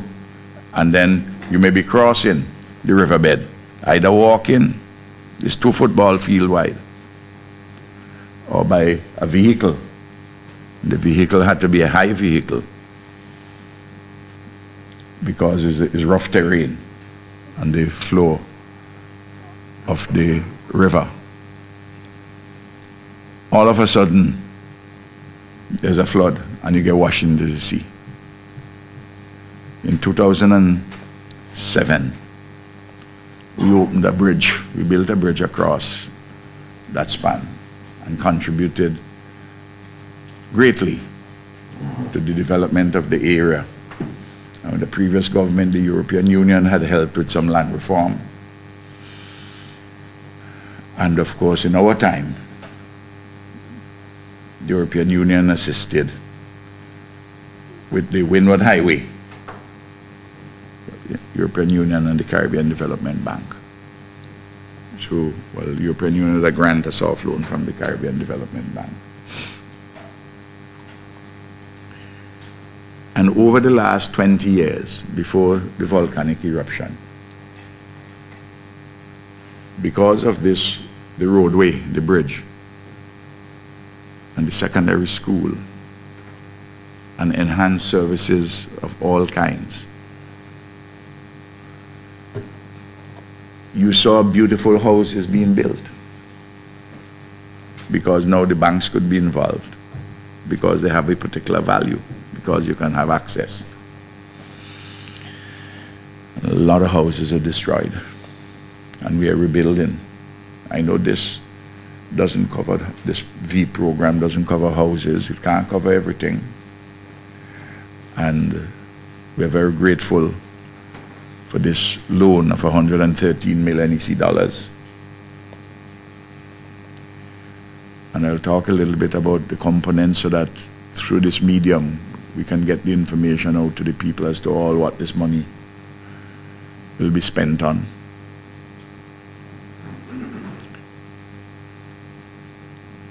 But we still have a lot of houses built. Camilo mentioned 700 houses. Well, there was an assessment of 700 and something, but when you actually go on the ground now, it's twice that number, nearly 1,400. Because it's one thing for the public servants to come out and watch your building. But as you know, when you go on the ground and you're actually doing the repairs, and we have to do building houses in addition to repairing, and we have to move houses from the areas of the lahars. So it's a huge activity. We have done, as of this today as I'm talking, repairs level 1s, 2, 3, and 4, about 600 and something houses in the northeast and the northwest. And we are building some. We hopefully by the end of next month we will 27 houses which have been built. We have marked out areas for another 70 where we have lands. The Mustique company, which is arguably the richest private sector company in the country, they're partnering with us to build 40-odd houses. The Bolivarian Republic of Venezuela has promised us to help us with 150. Build them. But this is a big problem which we are trying to solve. We're making headway, but it's unfinished business. Now, we talk about the volcano. I want you to picture this. This is a country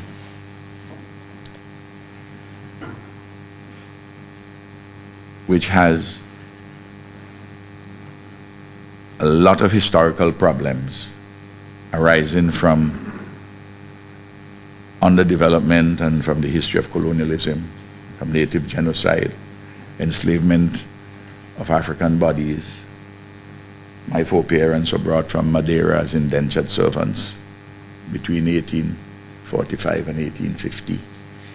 And then Indian indentured laborers were brought between 1861 and 1881. Colonialism remade the population, remade the demography here. They wanted to get rid of as many Kalinago and Garifuna as they possibly can. Of course, we have sturdy descendants. So there are those historical problems, many of them still to be resolved. And then there are the contemporary challenges which we face with climate change. Our budget this year, over 40% of our capital budget has to address matters of adaptation and mitigation in relation to climate change. For instance, the same Sandy Bay, we have a project, Caribbean Development Bank approved it. Very little money has been disbursed from it other than for the designs and the like. It's supposed to start physically sometime early next year. It's 40-something million EC dollars as a loan, albeit a soft loan. Big number. There are others which we have had to do. We have gotten money from the World Bank through the RDVRP. We have done work up at Sanssouci and Georgetown, which is also in the northeast. The sea erosion which takes place there, and apart from the warming of the seas and how that affects fishing and the like, the marine resources. And I don't know if this heat wave, which we had recently in Europe, whether it's going to make people a little bit more sensitive who are not sensitive to before about climate change. But this is an existential question. So we have that problem. And then we have the vagaries of contemporary monopoly capitalism. You know, the World Bank can't talk about that. You know, you use euphemisms like supply chain problems and so forth. But I am not constrained. I'm not a staff member of the IMF or the World Bank, so I can talk how I see it. You may say I'm wrong, but monopoly capitalism has created a lot of problems. Of course, we have seen some benefits from it, advanced technologies and the like, and some areas of living, improved living standards, but you have the distortions caused have created real problems across the world, and is not Lenin who first wrote about it, you know. Lenin took the work in imperialism, the highest stage of capitalism, which he wrote in 1917. He took the texts essentially from the liberal economist Hobson earlier, who had written about this particular phenomenon, and other people have written about it since. So you have this vulgarity, this obscenity. I want to know, how is it that in 2008, 2008, June, July, oil prices, crude oil was $147.50 a barrel. And the gasoline price didn't go above $16 in St. Vincent and maybe 17 in Barbados. I'm talking about EC dollars. But where it is now 100 and little bit, 100, 105, gone down now below that. But yet the prices are even rising higher. And even a presidency like that of Joe Biden, which doesn't speak about monopoly capitalism, but had to write a letter and say, well, I don't understand how this thing could happen. He himself is faced with that contradiction, that the prices have gotten so much higher by turning the crude into refined commodities. The price is higher than ever. BP and all the big oil companies, they're making profits larger than ever before. It's an obscenity. While all of us suffering, and then what it makes us do. The world is not talking about that. But in America, it's about Trump and Biden, who is responsible for what? In St. Vincent and the Grenadines, we just had a debate in the parliament, and the opposition here is keeping noise about whether the formula you have with a base price and a fuel surcharge, where they want to change the arithmetic and want to do mathematical gymnastics. The price is what it is. It doesn't matter what is base and what is a fuel surcharge. which is the flexible one, depending as the prices go. It ends up with what is the cost of the commodity. And as always, monopoly capitalism and some of the media houses which they control or influence have us quarreling about other things and fighting among ourselves rather than asking the question, how is it in this situation you're making so much money, profits higher than ever before? Now you may say, well, what does this have to do with this project, what we're doing here? Well, what it has to do with it is that the money which we get in to do the work which we have to do, not going to be able to do the amount of work it was originally designed to do because the prices of the raw materials are going through the roof. And because the farmers in the affected areas, whom Camilo spoke about, you have the price of fertilizer increasing by some 50%. And that the cost of container traffic has increased over the last 2 years by 550%. And that wheat has gone up by over 50%.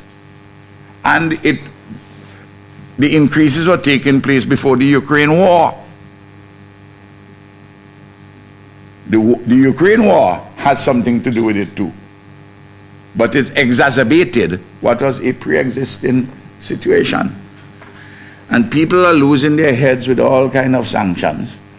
And the sanctions are hurting Russia, but the sanctions are also hurting America, they have a boomerang effect, hurting the Europe. And it's not only persons on the left saying that, Fox saying that too.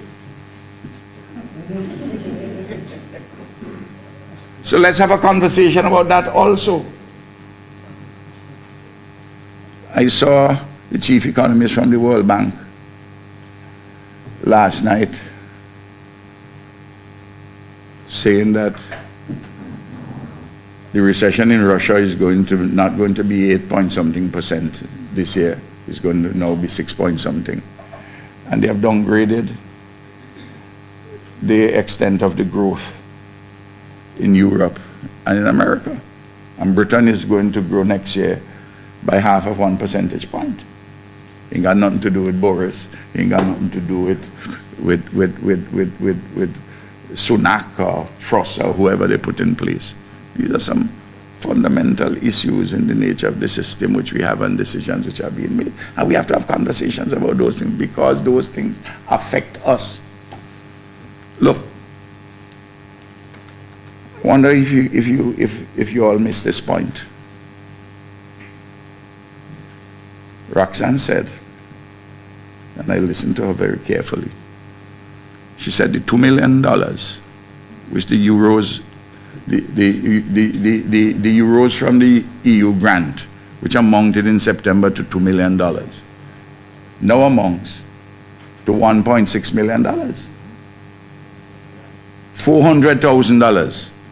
The value of the euro has fallen, and it has fallen in part because of the convulsions in monopoly capitalism, and of course the Ukraine war and the sanctions in relation to the Ukraine war. So don't think that it doesn't affect you. So that Michelle Forbes, who has 14, there are 21 activities for NEMO under this project, 21 activities. I checked them.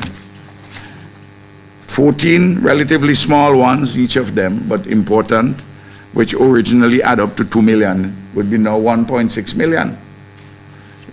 The IDA money, IDA World Bank money of 6.3 million US will still be there because the EC dollar is tied to the US dollar. And we are where we are with that. But you either have to drop some of these activities or you have to scale down. But I don't know how, if you're going to buy a specialized mountain terrain 4-wheel drive vehicle It's either you buy it or you don't buy it, because you can't scale that down. The price is what it is.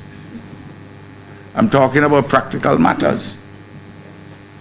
And I want our people to grasp what is happening. And I'm discussing what I'm discussing here because I want to add value to the discussion which has gone on. Because everybody who has spoken here, I agree with them with every single thing they say. So it doesn't make sense that I repeat those things. Let's see if I could add value. Whatever they say, I adopt it and call it my own, and I add to it. And the speech by my brother, when I saw his name first, I took a second look. Elad Schenfeld, and then I asked myself, I wonder if he's relating to Jerry Seinfeld. And he born in Jerusalem. He live in Tel Aviv, now in Washington. Whether coming across the Atlantic from Jerusalem, that Schenfeld became Seinfeld. But I thought that if he was Jerry's brother or family, he wouldn't be working with the World Bank. Even though I understand they make plenty money.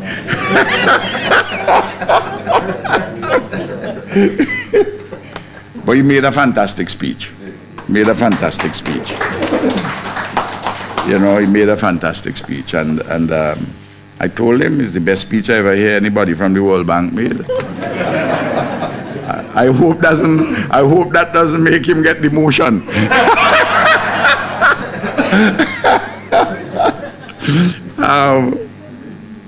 No.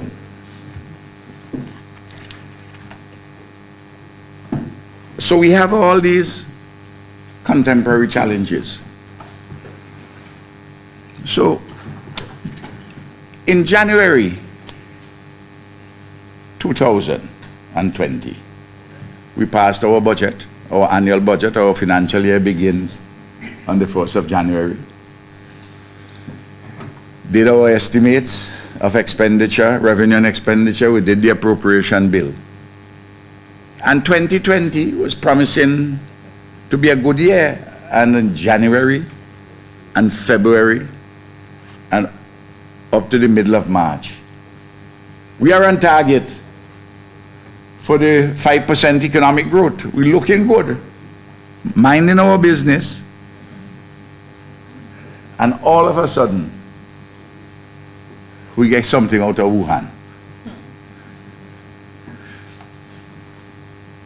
We ain't in trouble, nobody in Wuhan. We're here in the land of Chateauguay and Duvalley, trying to go along to see if we can build our country and fulfill the best as we can the 17 Sustainable Development Goals, which we agreed upon in September 2015 at the United Nations. And by the way, goal number 17 says that we have to build efficacious partnerships between the developed world and the developing countries, and between institutions like the World Bank and the IMF and the like. And I'm hoping that what we are doing here is helping to fulfill goal number 17, because when I sign on to these things, I take them seriously. I can't just sign on to them like that. Though after Paris, the Paris Accord, the next year we had a meeting, the European Union and Latin America and the Caribbean had a meeting. And I was sitting down at the table at lunch, and there was a particular leader of a European country, a lady, I wouldn't call her name. We're talking about this $100 billion assistance. And she said to me, and others were sitting down there, small group. I was the only person outside of Europe sitting at that table. She said, Ralph,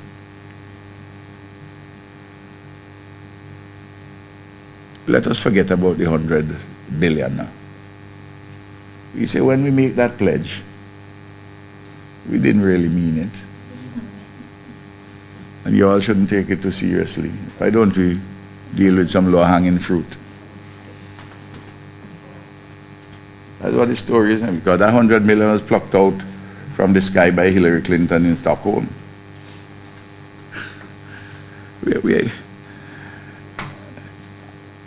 I'm a man of great hope, but that doesn't mean that I must ignore facts and ignore history. I'm not cynical, because the greatest cynic, I don't want to be like him, the greatest cynic who is therefore the man who had absolutely no hypocrisy, is that he lived in a barrel in ancient Greece, you know. Because if you're truly a cynic, you have to live in a barrel and have all your possessions there. And I don't intend to do that. That's not feasible, that's not sensible. But we have to address that question of the nature of the efficacious partnership in goal number 17, Sustainable Development Goal. We can put, within the 17 Sustainable Development Goals, we can put reparations for native genocide and African slavery within that too, you know, so long as we get a special item satisfying those things. And CARICOM has a 10-point agenda in that regard, which is separate from the money. This World Bank money, we have to pay it back, though the terms are very generous, 45 years at 0.5 percentage point. It's almost a gift, you know, and I accept that. But that is part of your obligations on the goal, on the Sustainable Development Goal 17. Separate and distinct from reparations for native genocide and the enslavement of African bodies. Now, so that's January 2000. We had our first case on March the 11th, the very day that the World Health Organization declared that it is a global pandemic, an emergency, global health emergency. It had been before a health concern, now it's an emergency. Case came in from the United Kingdom. Vincentian, good professional young lady. And between then and now, we have had 115 deaths. Come to that shortly. But in April, we had to go to Parliament with a supplementary appropriation bill, supplementary estimates, to increase our expenditure for that year by some 15%.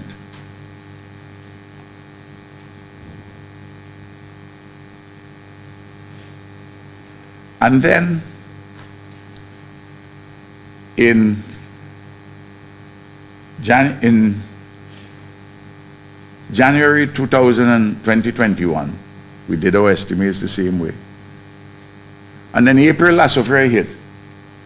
So on May the 7th, we had to go to Parliament again with supplementary estimates, supplementary appropriation bill, because SOFRE blew in April 2021. So within a few weeks, we had to go to Parliament. Again, increasing the expenditure by another 15–17% to deal with the volcanic eruptions. And all this time, our revenues are falling and growth is in the negative. Fortunately, in 2020, we didn't lock down. We're the only country in the Caribbean which didn't lock down. Other people locked down on us, but we didn't lock down. So our number, our decline, economic decline was 3% thereabout in the whole. But St. Lucia was 20% negative. Guyana was the outlier because they were started to produce and export energy products. So they went up by about 44% from a low base. And then in 2021, we had just about 5% economic growth, Camilo, in 2021. When in fact, we were positive I'm talking about. Because the second half improved. And this year, we might make 2.5%, depending on what happens in the latter part of the year, because we're under real pressure with the increased prices. So you can see that your debt is growing. The size of your economy is shrinking. But your expenditure, none of it is homegrown. None of the problems. And all the civil servants here expect to get the money at the end of the month. Had to find it somewhere. And we have to provide for the social safety net, strengthen it, people. And we have a lot of expenditure associated with COVID and associated with the volcano. It's not easy.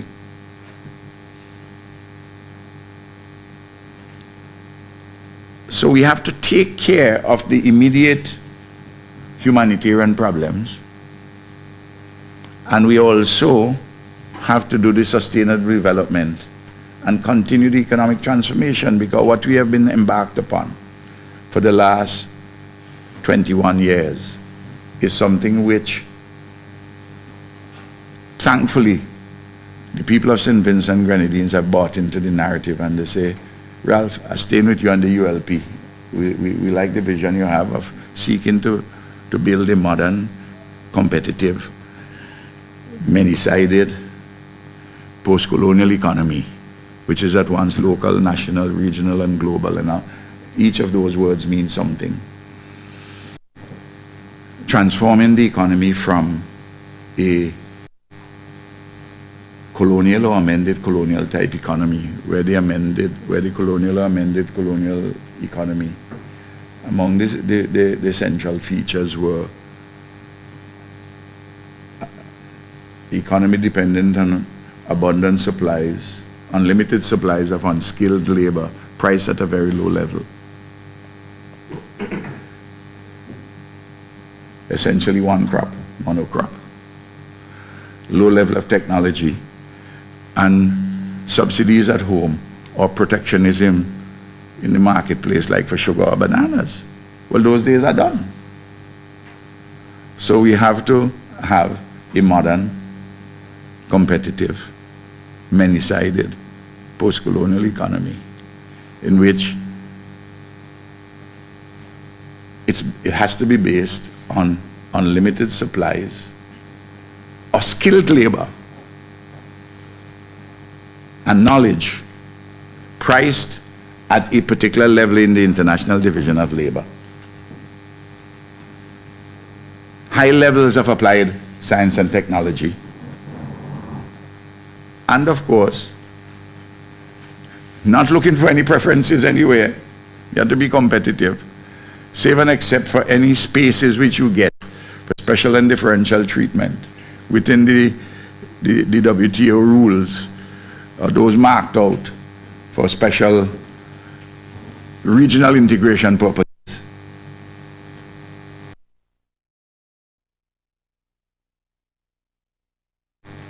I can't wish the world to be different. I have to take it as it is and find the spaces and look for the development options within that context.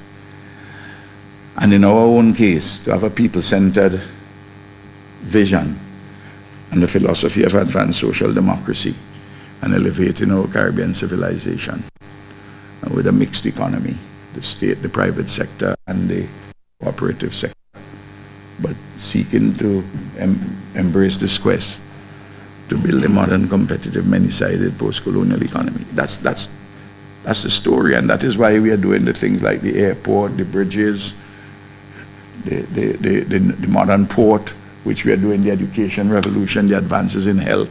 And the European Union helped us a lot in education. And the World Bank helped us after we had introduced universal secondary education, because they didn't quite understand how we were going to do it, but we did it, and then they helped us to consolidate this education revolution. Incidentally, we are on target by 2030 to have on an average in every household one college or university graduator. Small place, we're on target for that. And we have to do some acceleration, and there are some announcements later this year, well, this month, which would show us when we're redoubling our efforts in that regard. Now, when Camilo was writing his budget speech for 2021,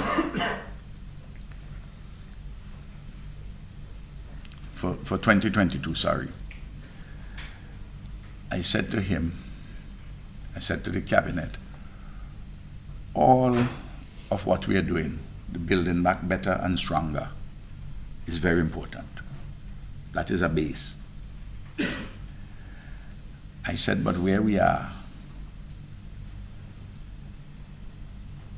there's something missing. And when my brother from Jerusalem was talking,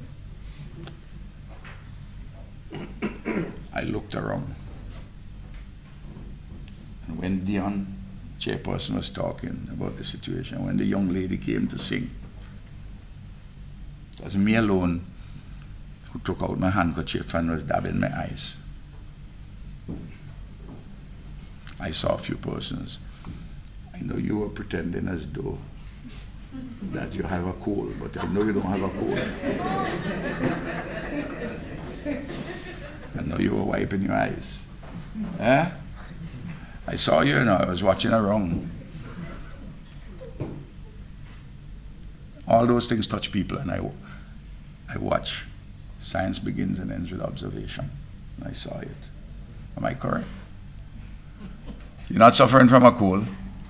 Oh no, well, I thought so. I knew it was something else was happening to you. It was happening to a lot of people around here about the spirit. And I told the cabinet, told Camilo, I said to him, said to them, I've been looking for a word, a concept to take us beyond building back better and stronger. And I said the word is RESPIRE, R-E-S-P-I-R. If you look it up on your phone. I invite everybody to do it. Look it up on your phone, and you will see that there's a reference, one reference made to it in the Oxford English Dictionary, and it will say the word is obsolete or rare. It hasn't been used properly since the 16th century. I don't know why it went into disuse, because it's a beautiful word. It means fresh hope after a period of convulsions, of dislocation, of extreme challenge, and even of despair. And it has to touch your soul, your spirit. You have to go deep in your history. This is why I began. You all must have thought, where's Ralph going with this? You have to go there, and you have to dig deep. That's why I have a book coming out It should be going to the printers, the publishers. I'm supposed to go to the Republic of China on Taiwan on the 3rd. I noticed that Nancy Pelosi, I see things that out of mainland China is reported that if Pelosi is going, they might take down the plane. You know, well, I am not as important than Pelosi, so I don't got to worry about that. But, I mean, the world is going crazy. People going completely crazy. People losing all the sense of balance. I mean, the thing is so absurd. You know, I'm hoping that they get the message out of Beijing is lost in translation. It can't be that. It has, you know, it really can't be that.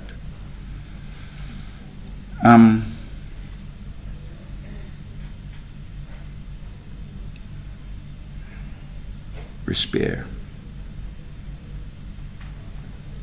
Existential is a spirit. It touches fresh hope. Links with two other things in our Judeo-Christian tradition. Well, in all tradition, in the Islamic tradition too. Hinduism, the same thing. Faith, which you also spoke about, my brother. But faith has to be made perfect in works. You can't just have faith abstractly. That's why we got to do our work properly with this. And that's why I want a lot of speed on the light, L-I-T-E. People are suffering. It's not only those in the red zone or in the orange zone. It's a mistake that we have to be careful we don't make. It's a small country, everybody is affected. Everybody. So we can't just conceptualize the light alone for those areas. It has to be for the whole country. And if we don't do it that way, we're going to break the spirit. People can understand the 4,000 families, which is about 20,000 persons getting the money on the card. But people know that they need to get some emergency work, helping to clean up the road and so on, and there's a lot of residual things still need to be done, as Camilo has pointed out. So you can't say that people in the urban area not in this process also, because Soufre eruption closed down places for everybody. Those in the green zone, in the red zone and the orange zone were the worst immediately affected because they were moved out. But they're not the only one affected by the volcanic eruption. I think that's very important. And my brother, if the World Bank want to analyze and pass that and have angels being choreographed on the head of a pin, they'll get it wrong. And it would be contrary to everything that you have spoken about. And I don't think that we could do that. I think you spoke well, and I think that should be reflected. Now, what are some of these things? Under the Ministry of National Mobilization, the biggest item there is the temporary cash transfers, which we're talking about. And then the light program through BRAGSA, which would, for 2 programs targeting 6,000 persons. We have to get that show on the road quickly. And it'd be very good if we can get it on the road. If we can start it in this month in August, I'll tell you why.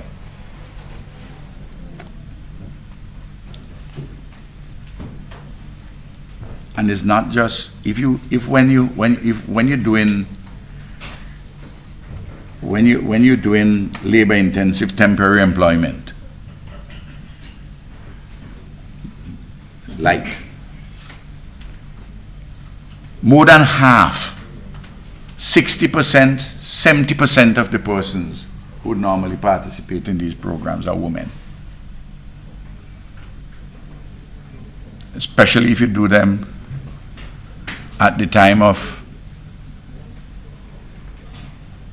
before you open school in September and before Christmas.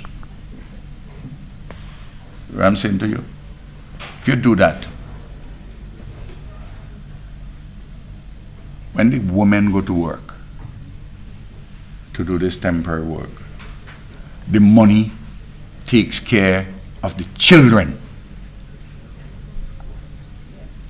When you have a lot of men on the road with it, before they reach home,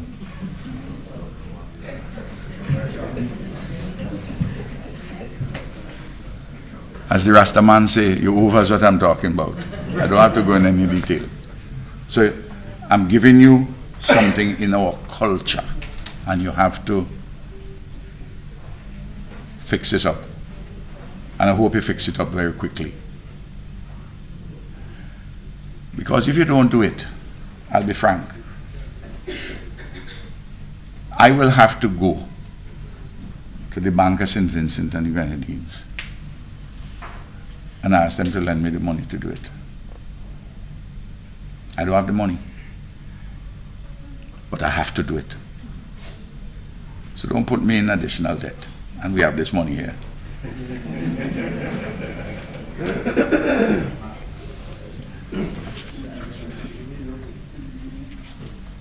I understand there's some discussion about that, but let me cut through it now. Then I see a component here with NEMO with a lot of small things, but with NEMO, through either big item, constructing an additional warehouse, upgrade of the NEMO headquarters needs to be done. By the way, the World Bank had done that with us. When we came to office, in 2001, for nearly 3 years before, the preceding government didn't do one single thing with that. You all are going to pull the plug on the money. And I had to get, what's her name? Was a Greek lady was then. No, Caroline is the English woman, a good friend. There was a woman from Greece. I can't remember her full name. Osalia. Yes, Osalia. I had to, I had to get them not to pull the plug. I had to take the portfolio of disaster preparedness, and I had to do some things with rapidity. That's why I remain in charge of disaster preparedness, and it's a good thing that the Prime Minister is, because when sulphur blowing or a storm coming, you don't want Camilla to talk to you. You want the Hefe to talk to you.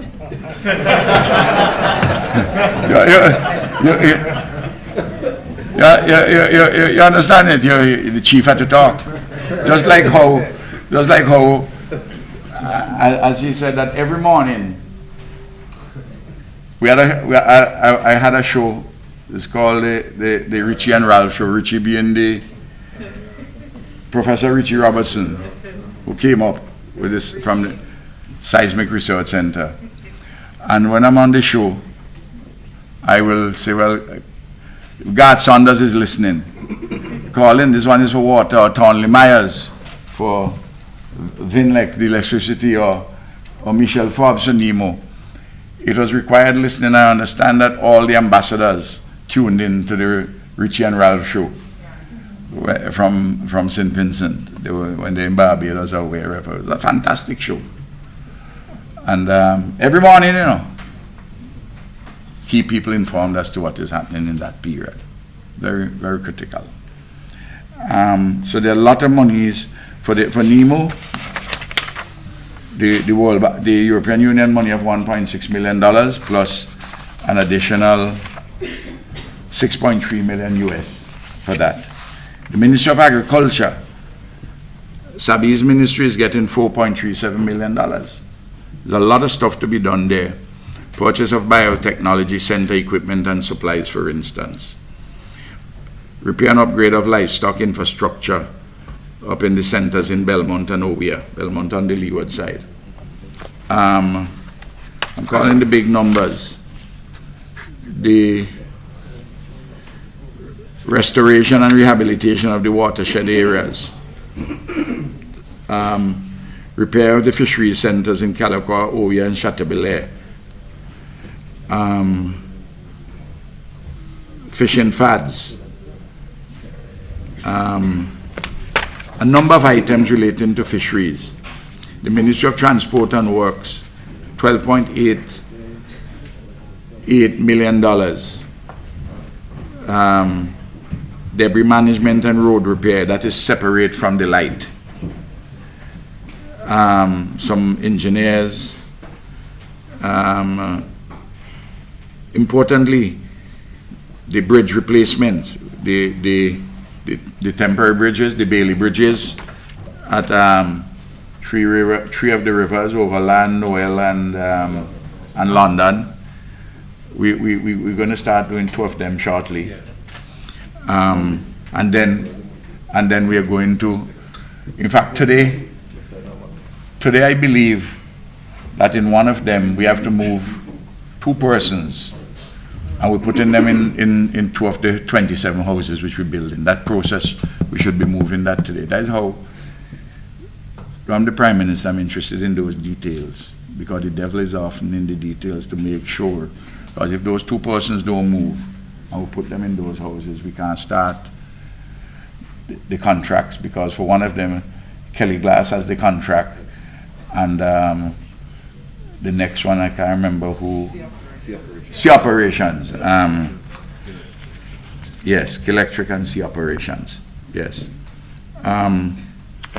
So those, and we're buying some really needed heavy duty equipment like backhoes and compressors mounted on a trailer, a few big trucks, backhoe mounted a rock hammer, rock drill with hammer, and so forth. Very important.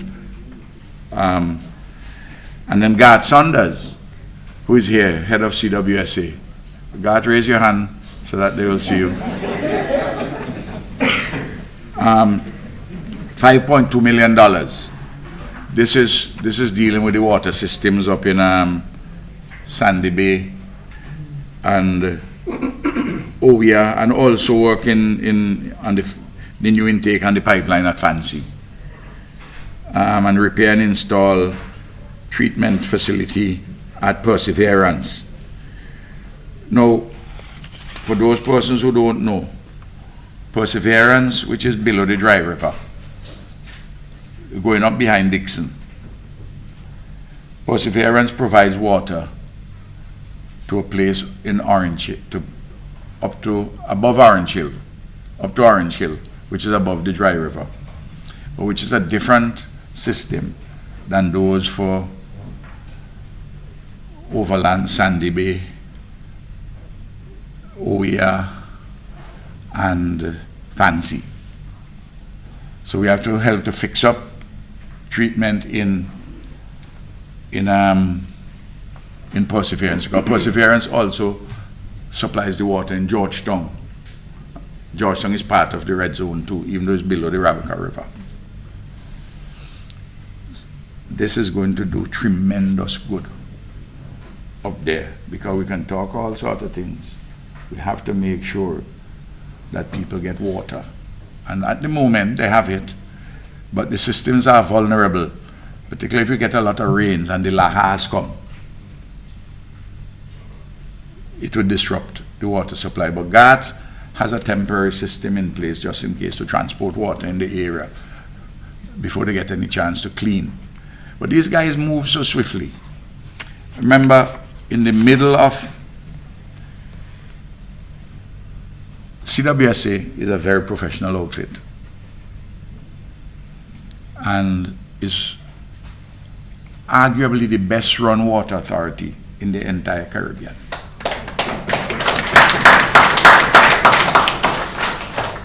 I say arguably, I use the adverb because I didn't want anybody from the other territories to say, Ralph, putting them down. No, I can't do my brethren that and sister it. I don't want Mia to vex with me on that. But they do really good. You take, when the roads in Perseverance were all shot through during the Soufrière, vehicles couldn't go up. You know, these guys walked miles, transported pipes and heavy equipment on their shoulders to get the water back in 24, 36 hours. It's an incredible story. Huh? Spirit. Respiring. Fresh hope. And I want to end by saying this. Before I mention one other matter on this, and one of the things which has pleased me greatly is the work of everybody, NEMO, the police, the Coast Guard. We moved 1/5 of the population and nobody was injured. Nobody died in Soufrière. In 1902, when the volcano erupted, about 2,000 persons died, you know. And the country was then run by Great Britain. Well, it wasn't so great if you couldn't save 2,000 lives. Yeah. I want to make this point too. When, in the great USFA, when you had this big problem in New Orleans with Katrina, a lot of people died. They put persons, mainly black people, poor black people, inside of a stadium. There for 3 days, 4 days without water or food, proper toilet facilities. You remember that story? And when there was a big mega church, fellas come on TV, you know, and he's slick. Oh, Heavenly Father, when he praying to Almighty God, you think that he and St. Peter are brothers. And he gets the benediction from St. Peter. They lock people out of the church, you know. In St. Vincent and Grenadines, the churches opened their doors. Our shelters were run by volunteers, properly equipped. You heard the young lady talk about the World Food Program. The United Nations did very well.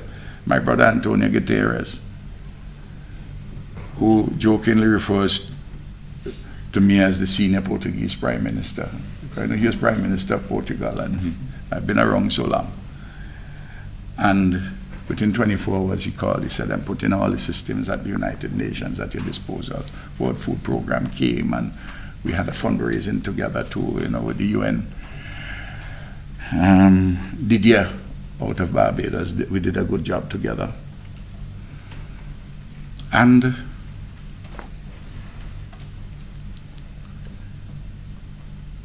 not one person died. Not one person was injured.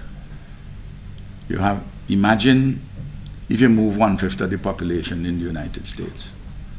Imagine you move in everybody in New York State, everybody in New Jersey, everybody in Connecticut, and a large chunk of Pennsylvania. That's 1/5 of the US population. You think you can move that without anybody getting killed or getting injured? Or you have complete mayhem? We move people by sea and by land. We had invested in the Coast Guard. I'll tell you a story. In Oya, there's a young man with a mental problem. He was induced by an older person who wasn't moving. So they mustn't leave, must stay together. But I heard about this young man. I sent the Coast Guard 3 times for him. They couldn't find him the first 2 occasions. I had to beg the commander of the Coast Guard, just retire here, Commander Cade. I say, you gotta go until you bring him. I say, he represents our humanity. And we found him because, you see, it was dangerous for the Coast Guard to go, dangerous to the men and women in the Coast Guard and to the Coast Guard vessels too. We sent the Medivac vessel. We had bought a Medivac vessel too, in upgrading the Coast Guard. And we had built a jetty up there too. All of those things as part of the physical infrastructure for the preparation. We built a new jetty down Chateau there too, so that they could go in and move a lot of people on the western, from the western side. And the 3rd attempt, they found the young man. And they found 4 other persons and 2 goats. So we bring the young man, the 4 other persons and the 2 goats. The young man represented our humanity, our love and our caring.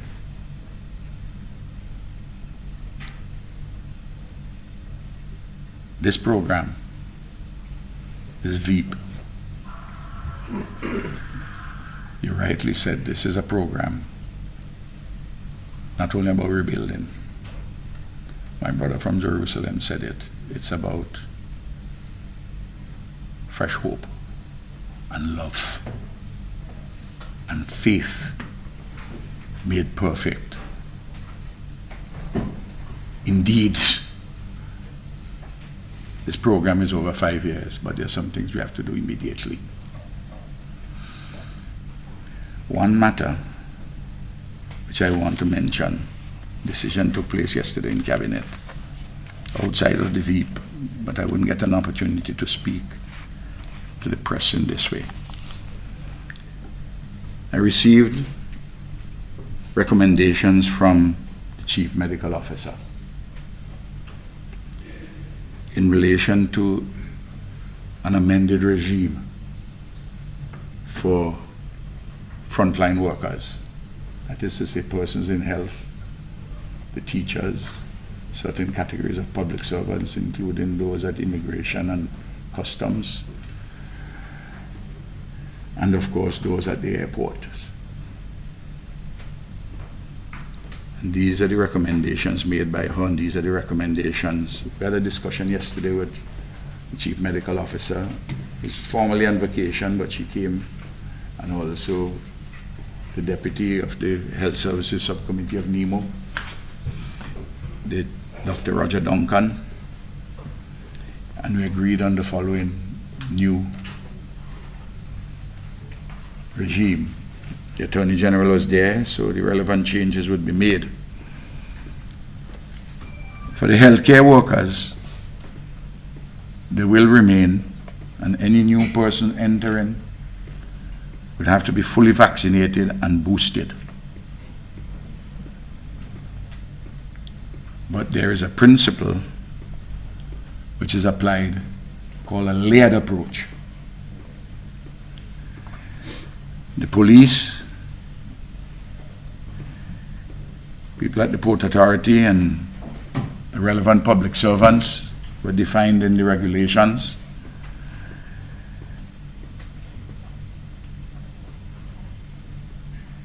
For employment, the vaccine would would not be the requirement. We'll have masks, we'll sanitize, we'll do ventilation and spacing, but we will build into the system a vaccine advocacy program, still encouraging people to take the vaccine because it's still the best defense. For teachers and other adult staff in learning institutions,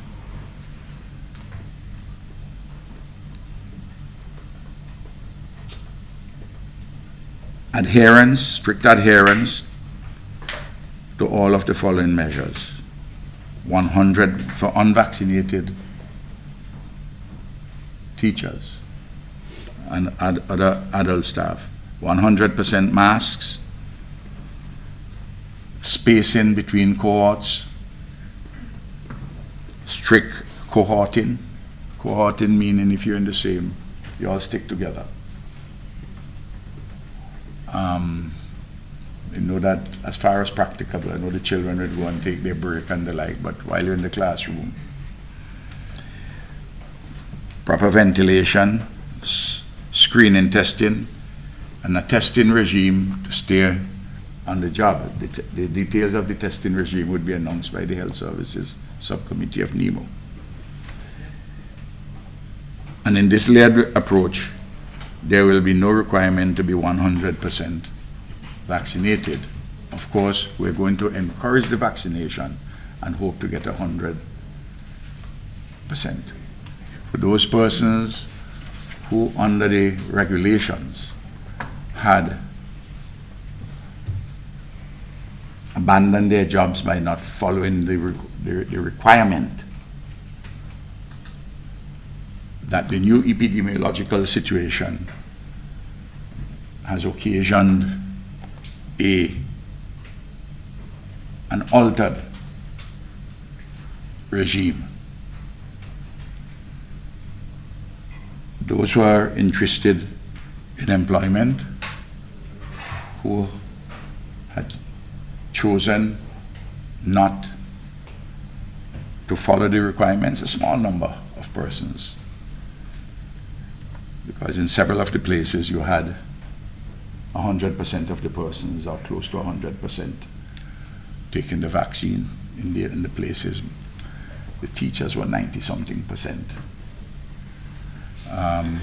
So I think the categories we mainly affected here would be teachers because their numbers a little larger. You'd have to write to the Ministry of Education. They'll make the announcement to indicate whether you want to be employed for the new period. And the ministry will, and the public service, the chief personnel officer will make the announcement as to what period. I suspect the period is going to be short, probably a week or thereabouts. So I'm giving an advance notice. Because the truth is this, that we have to staff the schools for the new term, and we need to get on with that. I'll just indicate that we also agreed that for those who are employed and who are not vaccinated, say in the teaching profession, the state will pay for the first 4 set of tests. Thereafter it will be your responsibility. But the Ministry of Health, the Health Services Subcommittee of NEMO will set out the testing regime. They're discussing that at the moment, because rapid tests could be done, for instance, at the schools, and it wouldn't be a large number of persons we anticipate. I want to make it plain that this is not reinstatement of teachers. This is not a question of an automatic reinstatement of teachers. Because to say it's an automatic reinstatement of teachers would be to suggest that the teachers who are not legally, constitutionally out of their jobs because they chose not to take the vaccine and follow the requirement. And clearly, they express an interest in employment as teachers. Those who had not followed the requirement and therefore had abandoned their jobs under the law,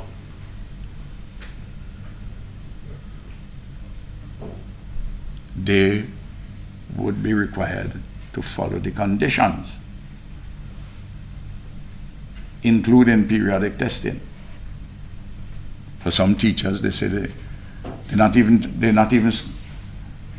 to take a test. Well, if you're not going to take a test, how can you get employment? I mean, we still, even though the epidemiological situation is less serious now than it was at the time of the imposition, at the time of the requirement, the making of the requirement, that we're still under a public health emergency and there's still the problem of COVID. It's only that now we have, as of Monday, we had 10 persons hospitalized, and for the month of July thus far, there are 2 deaths. Not good. But the month of June, we had 5 deaths. So we're not out of the woods. But it is sensible in the circumstances for some amendments to be made to the requirements, and they're made within these terms.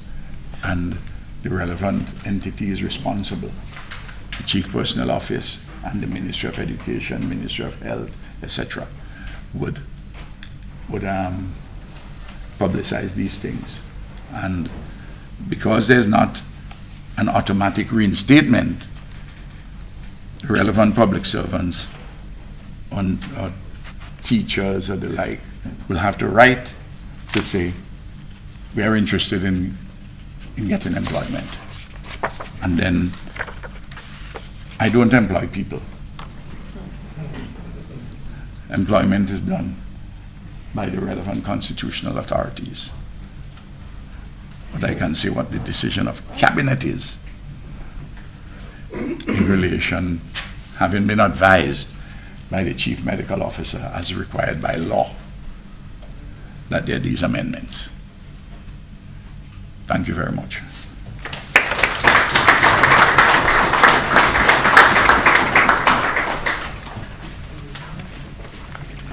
Thank you very much, Prime Minister Dr. the Honorable Ralphie Gonsalves, for your featured address at today's ceremony. So I think, all things considered, just to recap, the components of the Veep project, where it hopes to, component 1, deal with the early recovery income support program. Component 2, the restoration and build back better of critical services, strengthening of emergency preparedness and response capacity.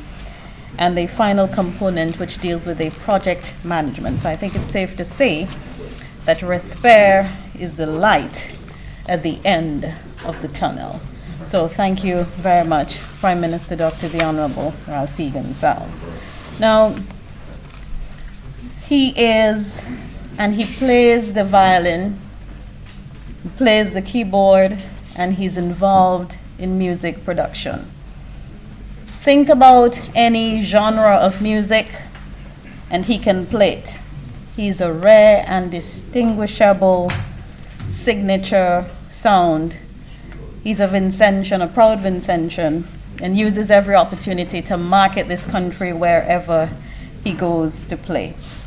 I present to you, for a bit of cultural entertainment, Cultural Ambassador Darren Andrews, renowned Darren Andrews.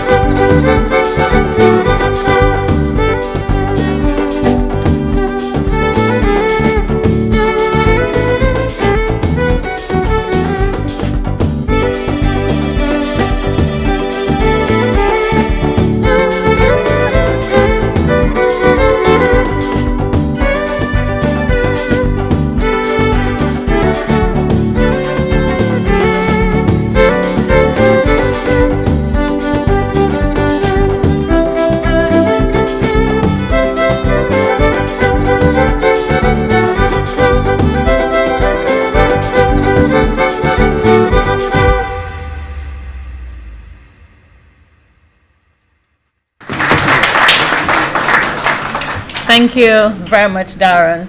You know, I was almost tempted to say, how could we have such great music and nobody's dancing? But Koja, you and I were dancing, and Michelle Forbes, yeah, we were dancing. We were making use of the entertainment. Thank you very much, Darren. So all that's left for me to do to conclude today's proceedings is to invite the Director of the National Emergency Management Organization, Ms. Michelle Forbes, to move the vote of thanks.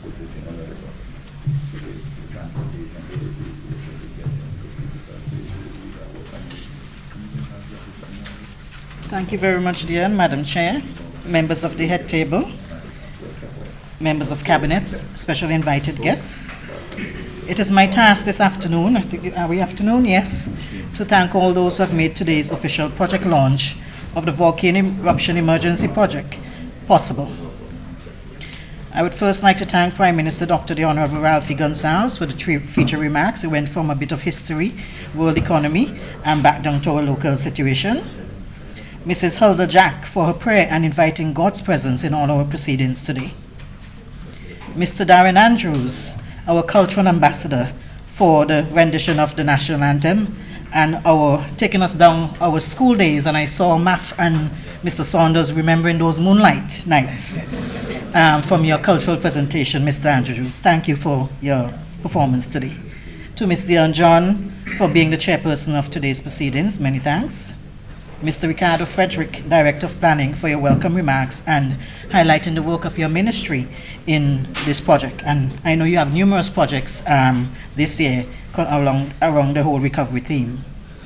Mrs. Roxanne John, Project Coordinator, for the overview of the project.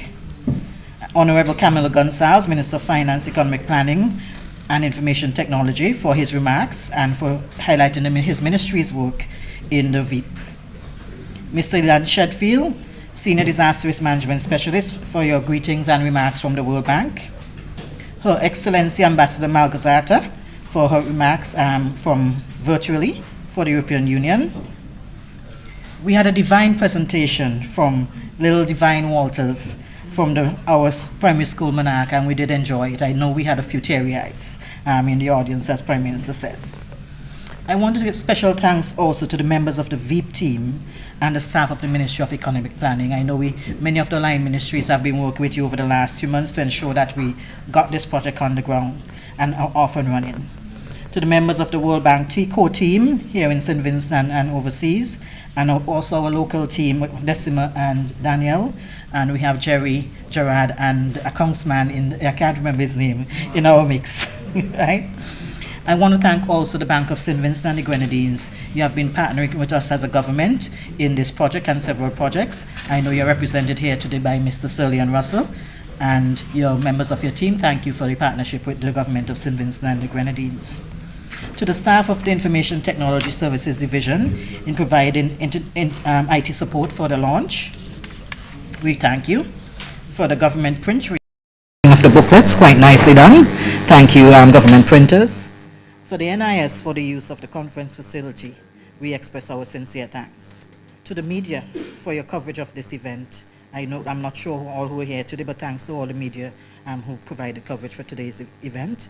And I know we will have some refreshments later, so we want to thank Mrs. Clara Providence for providing refreshments following this launch.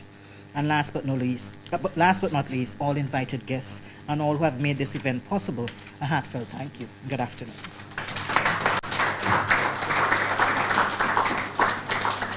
And while we're in the process of thanking everyone, we also bring to our closing to this broadcast by thanking all of those responsible for bringing this event live to you from the NIS conference room. It started just before 10 a.m. today.